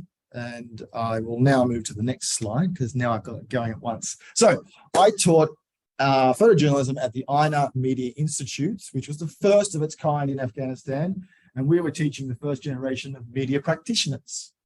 So anything to do with photography, anything to do with journalism, I shared all the knowledge I had, but more importantly, I learned a lot from my students, and they taught me a lot about Afghanistan, both culturally and geographically, topography, politically, everything, because I was a newbie to this country. I really had no idea what I was doing, but I knew how to use a camera. Being a photojournalist, how do I do that? Next one. Oh, it's this kid, isn't it? Being a photojournalist, I thought I had to go on military embeds. I thought I had to go and get my bang bang, as we used to call it, and go out with the US military and report on the war. But I was taken back by the slowness of how slow the war machine actually moved. I was disenchanted by the blood-leading headlines that the newspaper editors wanted me to provide with my photographs. And I personally just wasn't really comfortable in the theatre of war. I tried and tried and tried to be that war photographer, but it just wasn't me. So I looked elsewhere for stories. And I found the Taliban. Now, at that time, we couldn't embed with the Taliban because it was too risky. So we set up a meeting through some of our local Afghans, and we gave cameras to the Taliban and taught them how to use them and got them to go back and document their lives for us. And this was, in some ways, a bit controversial to people at the time because we were educating the Taliban how to use a camera, but it was a way for us to get a raw, rudimentary, yet intimate and untainted view of life from their side. And what did we learn? We learned that David was a worthy match to Goliath. You can see from the photographs how rudimentary their equipment was. And we all know how big the American war machine is. It should have been an easy win for the Americans. But as time will show us, it wasn't. But again, I was still not really convinced of being a so-called war reporter, and I wanted to do something else in Afghanistan. And so I came up with a project called Skateistan. I brought the first skateboards to Afghanistan in 2007, and we conducted impromptu classes at the local German high school in Shirpur, and we recruited kids from the streets, kids who weren't going to school, kids who were selling phone credit, lighters to passers-by in cars, and gave them an opportunity to learn how to skate. But also, as the NGO organization grew, we incorporated maths and English and science classes with skateboarding. So they learned something while they were having fun.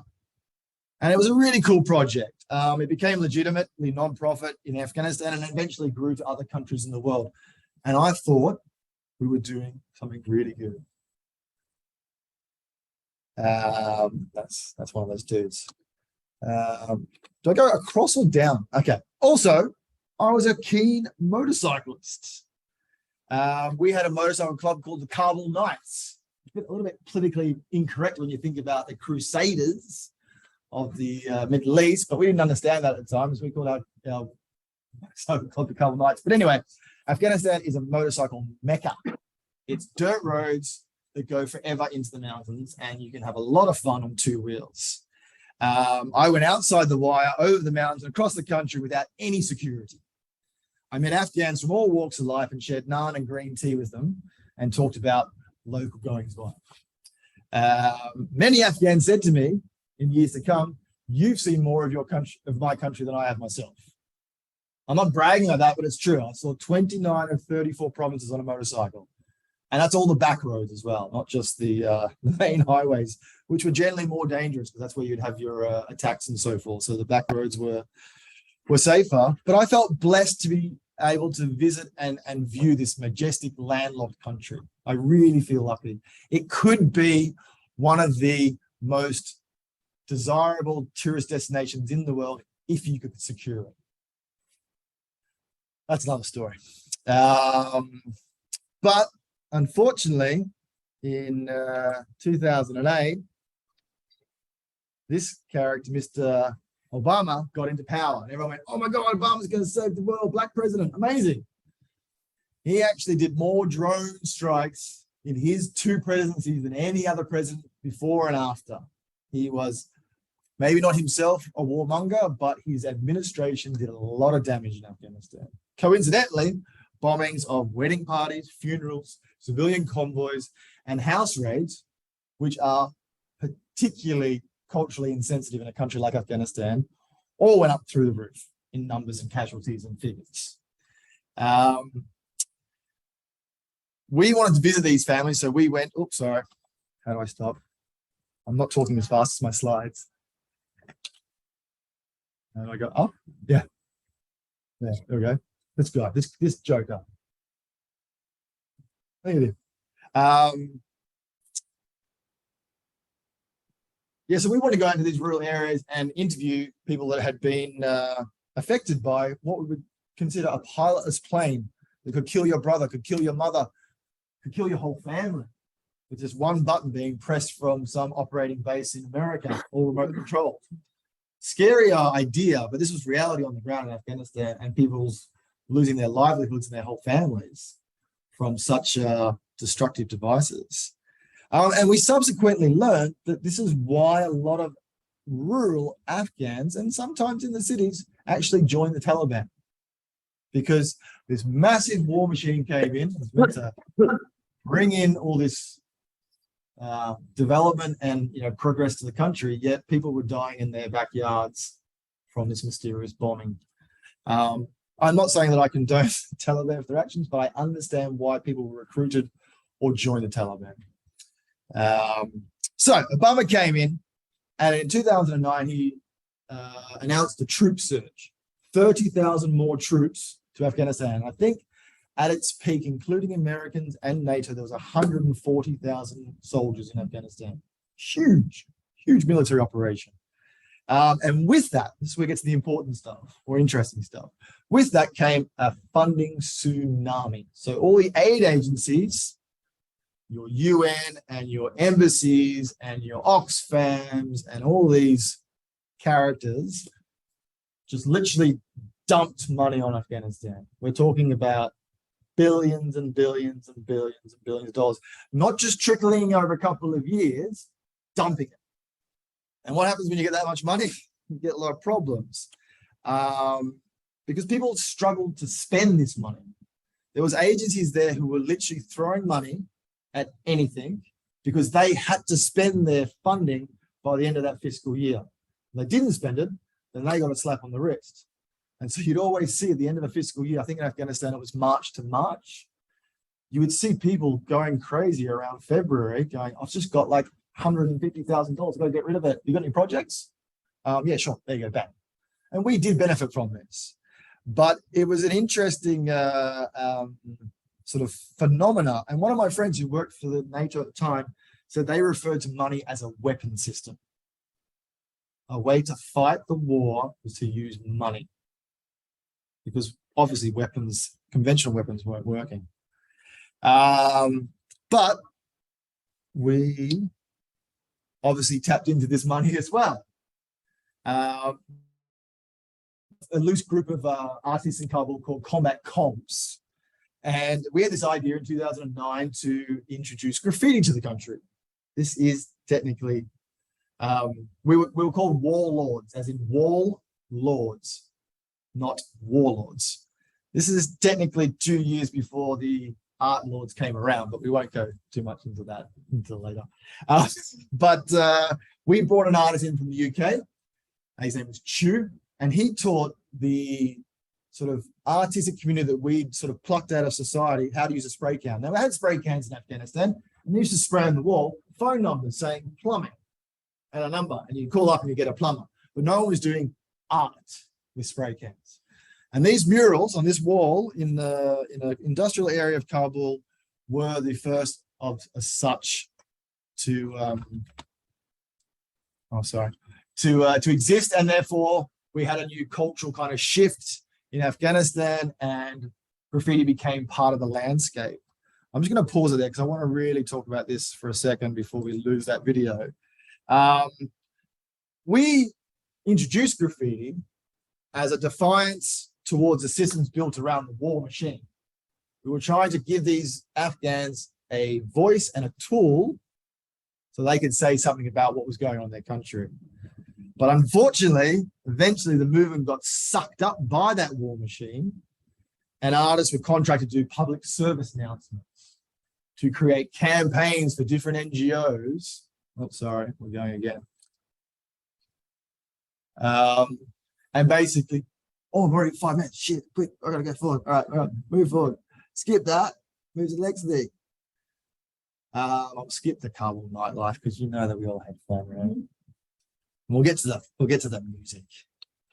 Kabul nightlife, we had a lot of fun. We partied behind closed doors and security walls, and we got away with a lot of stuff that the Afghans weren't allowed to do. But what came from this was a desire for a music scene, and that music scene was very small. So I came up with the idea for a music festival.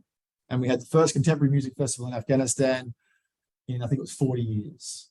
We had bands from different countries around the world come together and share the stage with Afghan musicians, and the audiences were there to enjoy music. At the start, women were segregated because there was a lot of heckling in the crowd. Afghan men can be quite disrespectful, and they would heckle the women who were just there to do the same enjoyment they were. So we kind of tried to keep the women to one side, and that worked. But at the same time, it was not really what I dreamed of. So in 2013, I came up with Women's Only Day, a festival with female-only performers, female-only audience, and more importantly, female-only press. I had male press knocking on the door of that festival all day, demanding to get in because they were, oh, I'm Al Jazeera, I'm BBC. I'm like, fuck who you are. You're a male, you're not coming in. And that was the one time I saw females in the audience enjoying music, the arts, in an untainted environment, and it was electric. It was, and I felt very privileged to be a male, one of only 4 technicians that were there to make sure the show went ahead. But it was a magical time. But unfortunately, it finished because the venue where we were holding these concerts was attacked by a suicide bomber. That kind of stuff happens. Oh, wow, that was a cool little effect, wasn't it? I'm going to try and get to the next one. Oh, it's doing funky stuff. Fast track. The West pulled out 2014 onwards. And funny enough, when all the military pulled out, all the money started to leave. And when all that money left, we had a thing called unemployment, which rose to extreme crazy levels, and Afghans got desperate. So kidnapping crime went through the roof, robberies went through the roof, and just general money-making crimes went rife because Afghans were desperate. Corruption, oh my God, I mean, one of the most corrupt countries, if not the most corrupt country in the world, only because they've been drip-fed this money for years and years and years and years and years, but no one had actually built an infrastructure so when that money was taken out, the country could survive. Not foresight by the Americans and so forth. The Taliban had the time. There's an urban myth out there that there was a meeting between the Taliban and the US in 2001, and the Taliban commander said to the American, you have the watch, but we have the time. Now that meeting, we actually don't think actually happened, but it's more important about the myth and the reality that came from that. All the Taliban had to do was just wait it out. They knew the Americans were going to leave eventually, just had to wait, and they had time. They could sit in those mountains and, wait for the Americans to do their thing. I'm sort of fast tracking now. I'm taking about 5 years off this chronology. We all know the Afghan government fled, the Taliban got control. We also know that the Americans made a terrible mess of the evacuation, and we were a part of that evacuation process, trying to get Afghan musicians out. Again, I'm sort of fast tracking the evacuation process. I don't want to belittle that process at all, but I've only got about 1 minute left. I want to get to the key part of this presentation. It was a shit show, a literal shit show, and we're still cleaning it up today. We're still trying to get Afghans out of Afghanistan who are under threat. But the point that I'm trying to get at, I mean, yeah, I can go into that stuff as well, but I'm fine. We created this problem in Afghanistan. We built a house of cards, a false economy, with lack of oversight, the spending that we were putting into this country. $1.9 trillion was spent in Afghanistan over 20 years. Yes, our Afghan comrades need to take some blame as well because corruption was rife. And all you need for corruption is just to feed it more money. And that's what we did. We just kept putting money as the way to fix the problem. But when the shit hit the fan, we just left. We left all our Afghan comrades behind in their biggest hour of need. We trained them to be our future leaders, and then we whisked them away in evacuations. All those artists that I worked with, that I trained, that I shared a stage with, I then evacuated and they're gone from the country. So the question is, who's going to rebuild that country? Right? They're not there anymore. I was in Afghanistan in March this year. No one's there. They're all gone. And the country now has this vacuum that needs to be filled by someone to actually take the country forward. The question is, well, not the question, but the thing to think about is, had we poured that money in a bit slower? Think about money as like water. It was a tsunami, it was like smash. Had we done it slower over a longer time and monitored that money being spent, maybe the Afghan Republic, as it was called, could have survived. Maybe if we had a talk to the Taliban back in 2001 when they tried to surrender, maybe we wouldn't have had 20 years of war. I don't have all the answers, but one thing I do know, if you invade a country, bomb the shit out of it, and then try to provide aid, you ain't the hero and you ain't the good guys. That's it. There's a bit of abbreviated, so I had a slide for that too. Oh, if anyone wants to, follow stuff, there it is. Thank you so much, Travis. And in the interest of time, maybe we'll do questions all at the end, and of course we could also come up and chat to you. That was really interesting. I think there probably are a lot of questions that people have. But just in the interest, I want to make sure that we've got enough time for Gail and also Alexandra. Gail, are you? I think you're back with us. I think I saw you popping in. Are you there? Yep. Yes. Let's try again. I've changed all my settings. I've restarted, and I'm hoping I can do PowerPoint. If not, I'll talk without it. It won't. There are images that I think I need to use, but let's give it a go. Let's give it a go. Thanks for your patience with this as well. And I've just given you that permission to share your screen. Okay. Are you able to see whether that works? Let me just have a quick look. I don't seem to be having much luck on this. Yeah, it's not seeing my PowerPoint at all. If it can't find it at all, if you feel that there's a version of it without your PowerPoint, it would still be really interesting to hear what you're up to. So if that's okay. I think we're better off. I'll just talk it through, and you'll just have to excuse that the images are not great and the sound's not great with this. But let me give you a little bit of background. So dementia has been around for a long, long time, and it's a conflicted area in many ways, because what we're looking at is that there's a whole history of mental health concerns around aging that have been put down to dementia. In 1985, the Alzheimer's Disease International started conferences about living with dementia and the impact of dementia. And these tended to focus on aspects of care and aspects of how you have a quality of life with dementia. Meanwhile, in 2011, the World Health Organization declared dementia a world priority. And this was due to the aging of the population. And as aging is a primary concern in relation to dementia, so a lot of focus and concerns came into the area of dementia. What we saw is a lot of focus on looking for a cure, and it became this idea of fight dementia. And so, we need to get a cure, and this idea that, in a sense, there was a silver bullet, a pill that would solve everything, a way that we could conquer dementia and obliterate it.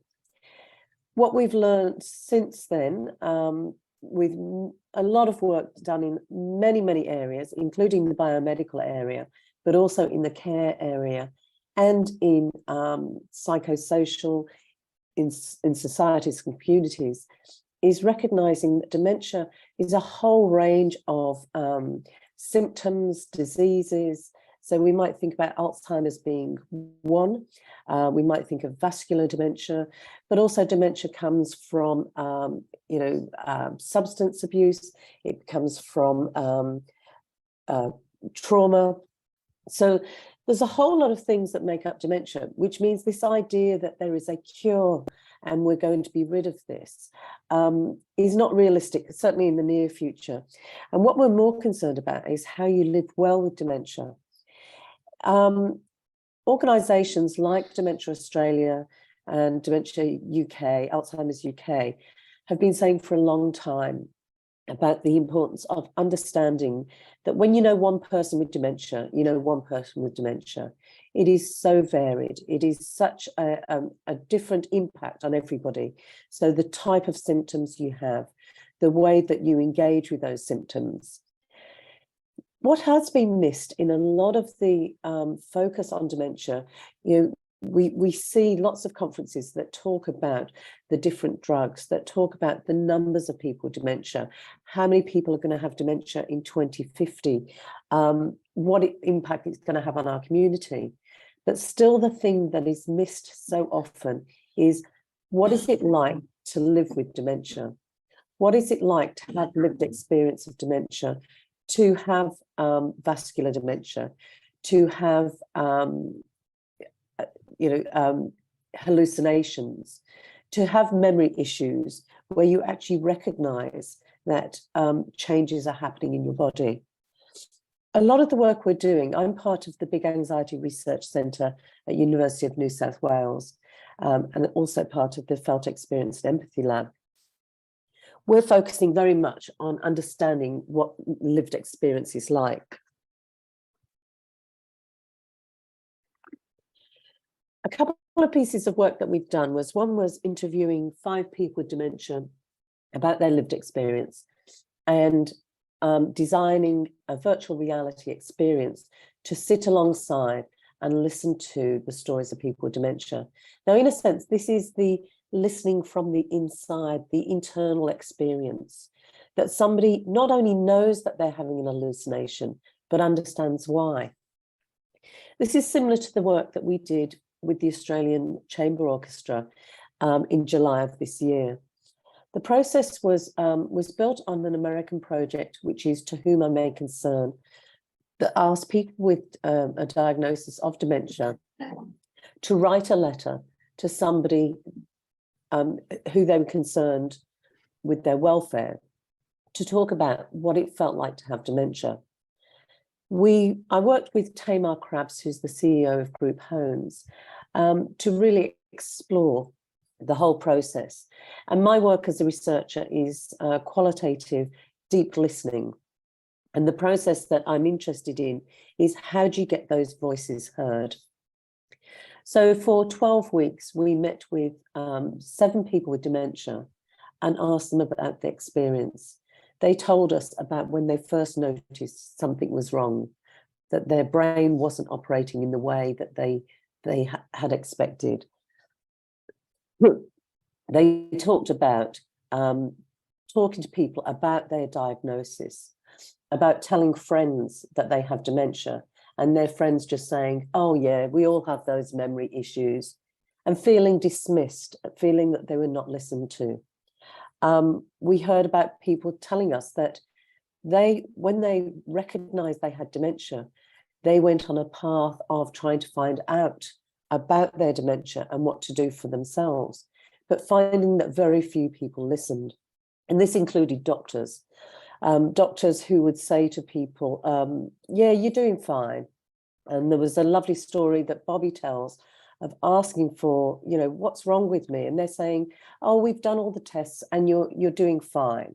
And this went on for 2 years. And she finally says to a doctor, well, I'm obviously not doing fine. My life is not what it was. I'm not coping with things.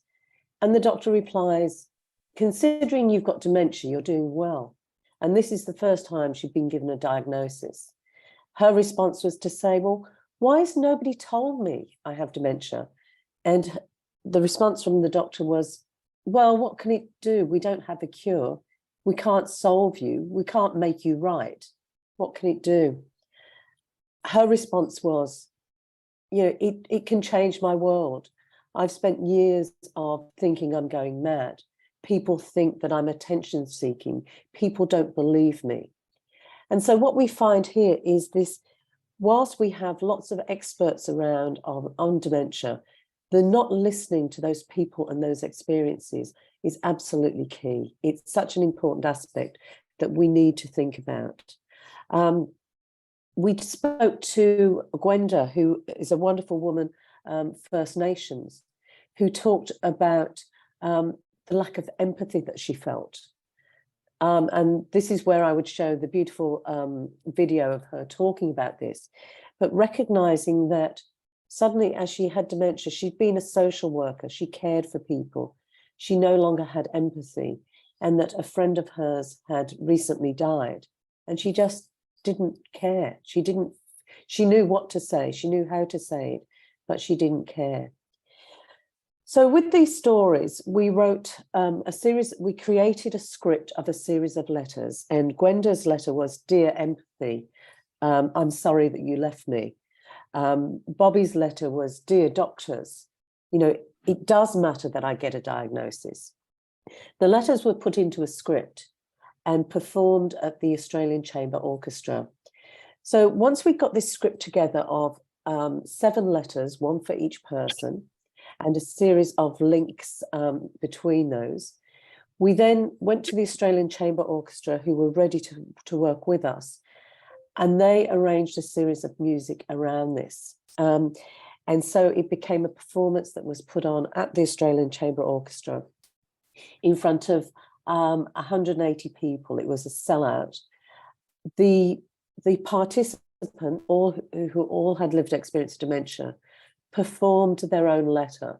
And this took a lot of work, again, with regards to lived experience, understanding needs. Tamar Krabs in particular was incredibly understanding of how we support this psychosocial engagement, how we support this engagement, which is about understanding dementia from the inside and the out. And it took a lot of caring for people to be able to put them into the position where they now had the confidence and the ability to perform their own words and their own story. And this was alongside the musicians who were coming to have a greater understanding of dementia.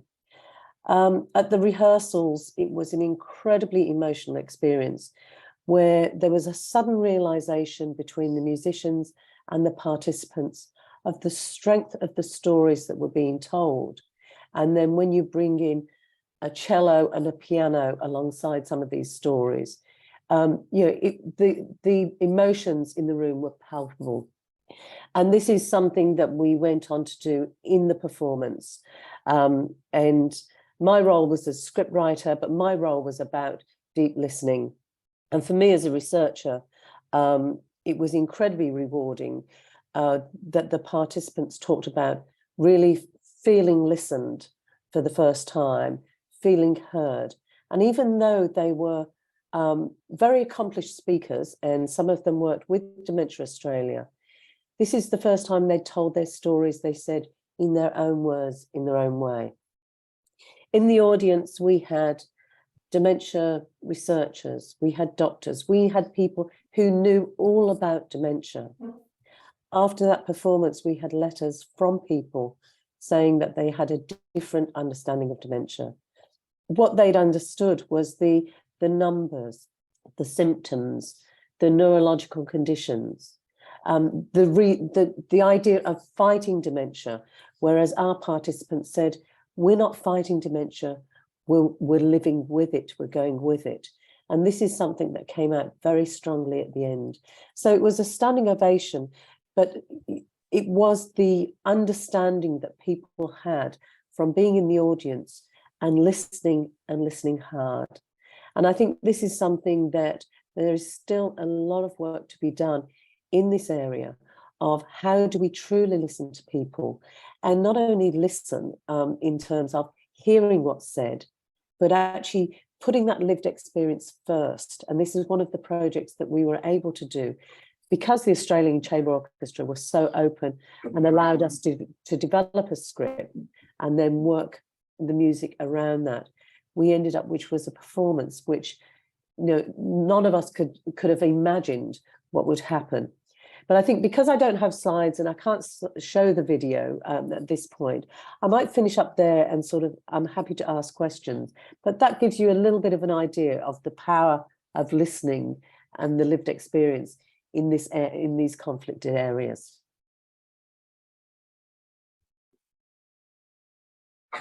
Thank you so much, Gail. Wait a second, I'm just going to see if you can properly see. Yes, you can see our screen. Thank you so much for that. And of course, thanks for working around the not having the PowerPoint. That was really powerful. Just on a personal note, I do feel I have to say my grandmother died of dementia earlier this year. And I really wish I had heard your paper at the beginning of this year. Actually, everything you were saying, I mean, of course, as you're saying, every experience is different, but I think just having a different language that isn't just a language of deficit or isn't just a language of tragedy, having any other language and any other imagination around that is really important. So thank you so much, Gail. Does anyone, we do also have Alexandra coming next, and I'm conscious that we're a little bit behind, but does anyone in the room have any extra questions just before we jump to it? Or people could also get in contact by email, I think, and Gail, I'll be in contact by email as well. But thank you again for sharing that with us. It's an amazing project. I can see that we have Alexandra here. You've been very patient, given that we're all running a little bit behind. Alexandra, can you see us? Yes? Yes, I can see you. Can you hear me? Yes, we can hear you perfectly. That's great. Did you, it's wonderful to have you here. Did you also want to be able to share a PowerPoint? Is that something? Yes, yeah, I definitely will try to do that. Just give me a second, please. I'll make you a co-host. Yep. Make a co-host. Yes. Do you have the power to do that now? I cannot see it yet. Just a second again. Hopefully at the bottom of your screen, you can see an option to become co-host.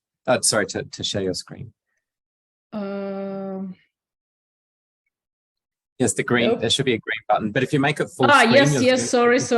Yes, I got it. Yeah. Thanks. Multiple participants. Okay. Can you see it? Actually, we can't yet. Does it look like you've shared screen on your end? Yes, multiple.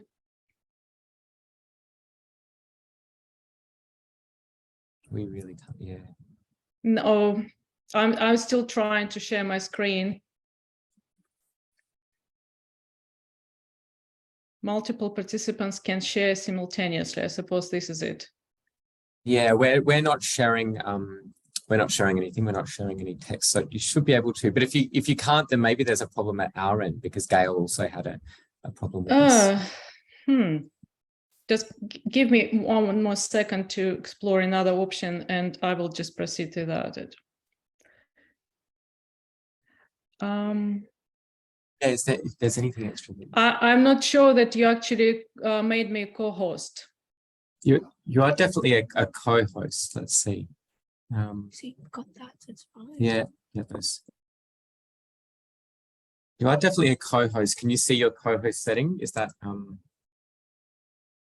No, nothing has changed. Oh well, you will have to enjoy my face on your video screen. I'm very sorry. So after this session, we're going to have to revisit and make sure that there isn't a problem at our end. It's okay. It's okay. So thank you for your patience, Alexandra. It's all Maybe right. Just quick, Yep. Would you like me to very quickly, I'll just read out your title. Yes, of course, thank you for your patience. So Alexandra, the title of her paper is Migrant Music as a Practice of Citizenship in Regional Australia, Addressing Cultural Belonging, Inequalities and Regional Change. Alexandra is a PhD candidate at Griffith University with a strong professional background in cultural industries. She started as a manager and then a CEO of the first Russian World Music Festival. Sounds fantastic. Since then, Alexandra has created and executed various projects built around multicultural and jazz music and its multiple effects on regional and cultural and socioeconomic development. Her current research project canvasses music's multiple roles in strategies of regional migrant settlement in Australia and the cultural impact of immigration on regional development. So excited to hear your material, Alexandra. Thank you so much. Thank you, Timothy, for the great introduction. And I would like to thank my my co-presenters, the previous presenters, because it resonates with my presentation a lot. And I would like to say that, yes, lived experience and ability to hear people, vulnerable people, is a key component of the migrant music practices in regional areas, or what we lack in there. And also addressing the Travis's presentation, I must admit that there are ordeals that migrants or refugees experience in the country of their departure are not finished in the country of their resettlement, and this is exactly the subject I'm going to talk about. And yes, as you, Timothy, mentioned, it's a subject of regional migration and migration of non-Western migrants, would it be refugees or skilled migrants, to regional areas. So what is so special and what is so specific about regional areas of Australia? I guess that the answer is pretty obvious to the audience, that in the previous century, basically, the urban areas were major hubs of industrial and post-industrial development, and they're also been a major hubs, they're receiving multicultural communities and migrants, particularly after the Second World War. And they basically formed cities' identities, would it be Sydney or Melbourne, whereas regional areas as a designated areas for migrants resettlement not been even established, but being identified probably just in the last 2 or 3 decades. And therefore regional areas are characterized by scarcity of multicultural services and very small and scattered multicultural communities. Secondly, of course, the urban areas become the places of sophisticated and diverse cultural industries, creative economies, or how David Farrugia called them, creative economies of cool. And therefore, it formed symbolic inequalities between urban and regional areas, which being perceived as the places where nothing happens. So this is where these diverse migrants relocate to. And the third thing, of course, because of the lack of cultural infrastructures in regional areas or sophisticated cultural infrastructures, they also are very well established as Western practices and Western infrastructures with a little or no space for diverse multicultural expressions. And the cherry on all this cake is post-multicultural framework in current migration policies, or let's say migration policies till the 2021. And a post-multicultural framework, basically in the very crude retell, means that government acknowledged the success of multicultural policies in the previous decades. Therefore, it doesn't see a particular point to regulate or penetrate the questions of equality and equity and regulate for multicultural communities and regulate it on a governmental level. And the questions of negotiations of cultural belonging is basically a migrant responsibility and peer-to-peer responsibility rather than a governmental responsibility. So this is the context, the cultural and historical and migrant policies context to which migrants actually resettle in the regional areas and have to negotiate their cultural belonging in the given circumstances and with the given resources.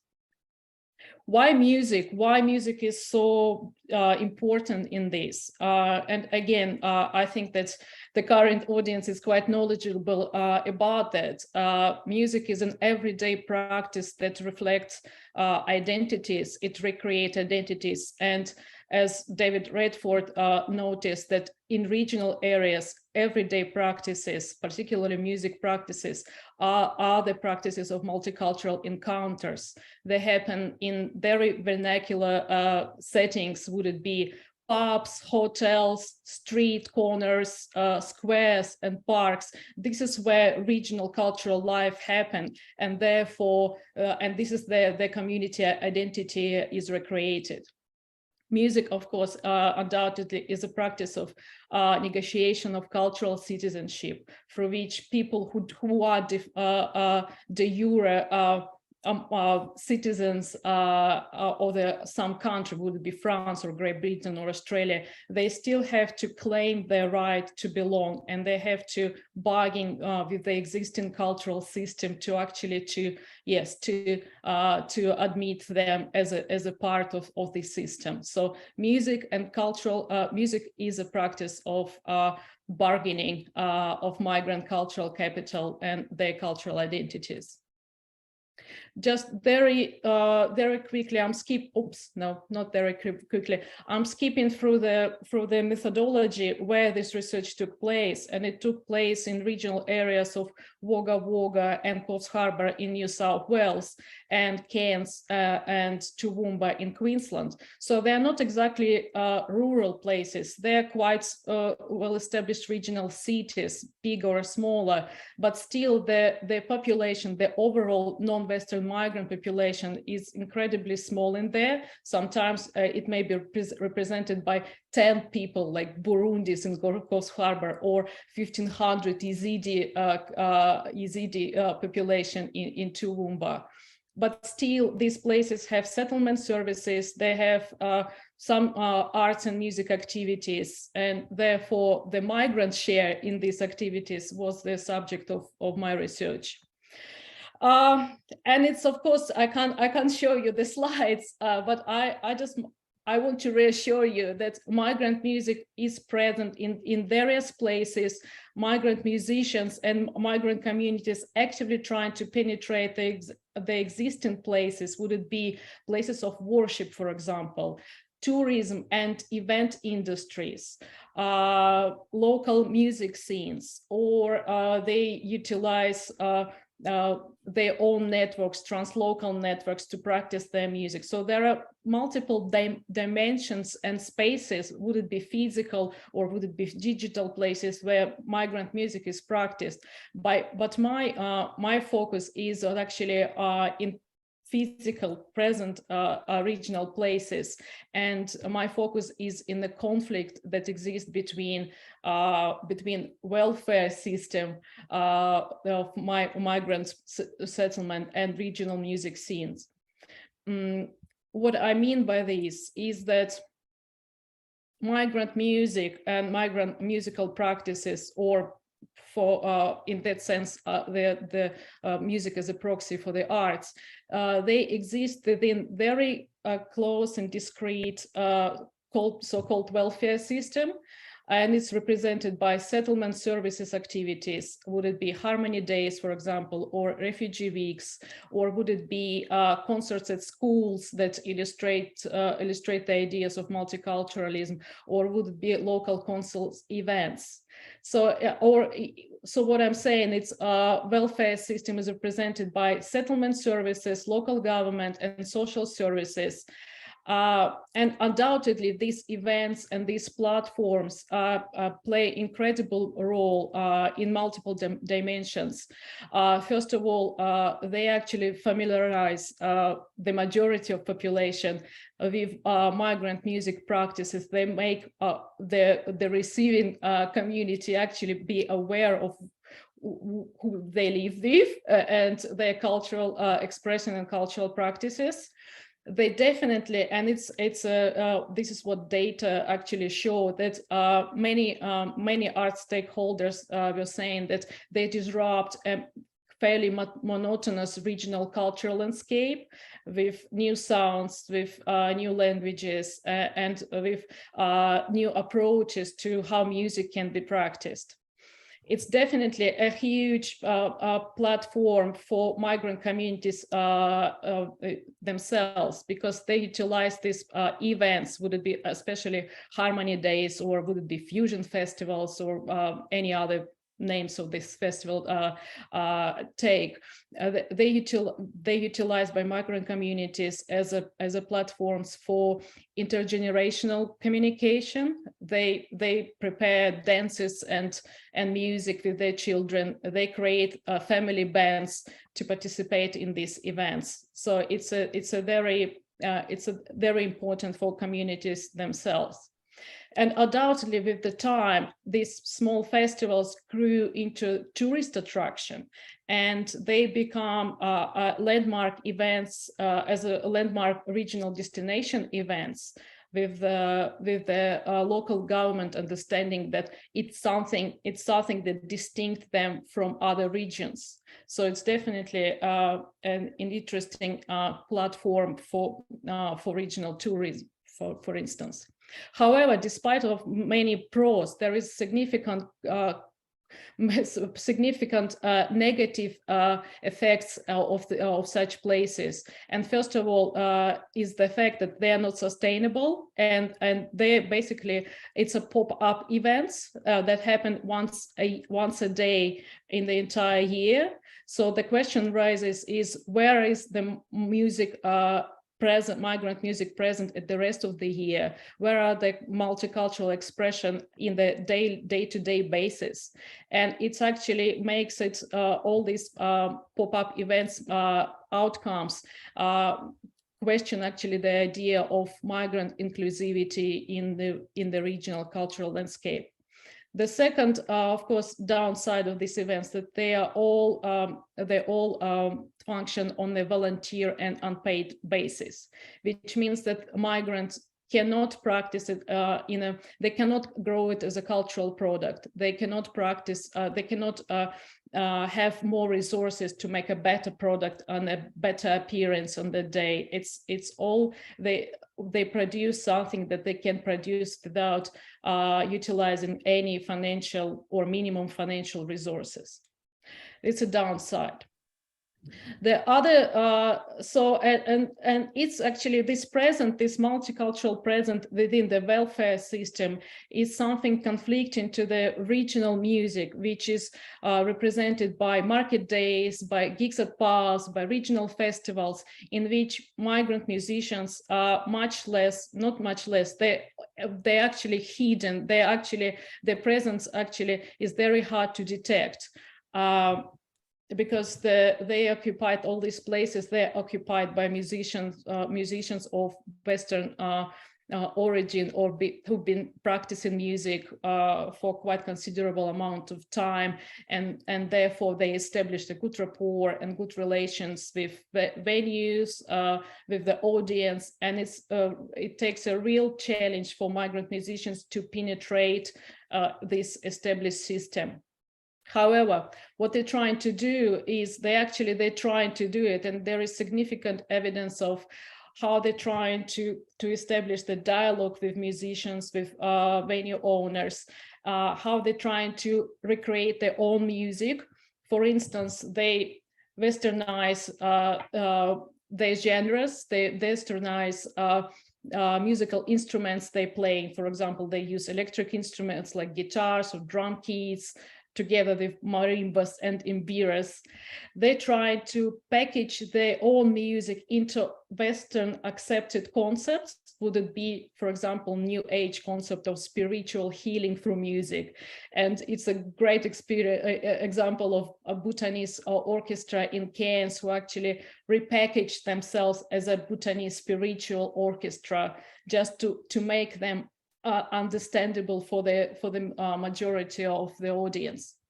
But apart from this, they also are trying to be session musicians within the existing bands, and this is a good example of actually fusion between practices, for example, existing within Yazidi communities and local musicians, because they actually creating their own repertoire based on the blended musical platform. But apart from that, apart from trying to penetrate the existing places and actors, they're trying to create their own places. For example, Yazidi musicians practice their music in the public parks, or musicians of Kenyan origins practice their music at the banks of the river at Wagga Wagga. Alexandra, just letting you know, we just have 2 minutes left. Yeah.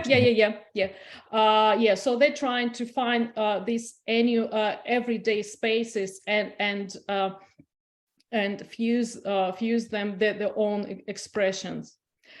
However, yes, as I said, this penetration is quite hard, and it goes down to the lack of cultural infrastructures that would acknowledge migrant settlers as a part of the regional communities, and therefore they would create places, spaces, programs specifically that would be target migrant communities.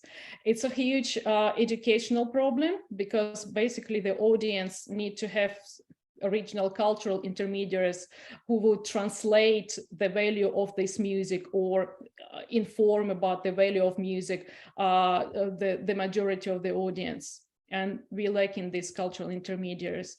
It's a barrier of social and financial capital, undoubtedly, because migrant musicians or migrant communities, they don't have enough networks, they don't have enough knowledge of how the music system works in regional places, and they undoubtedly have very little financials to sustain, to fund their musical career.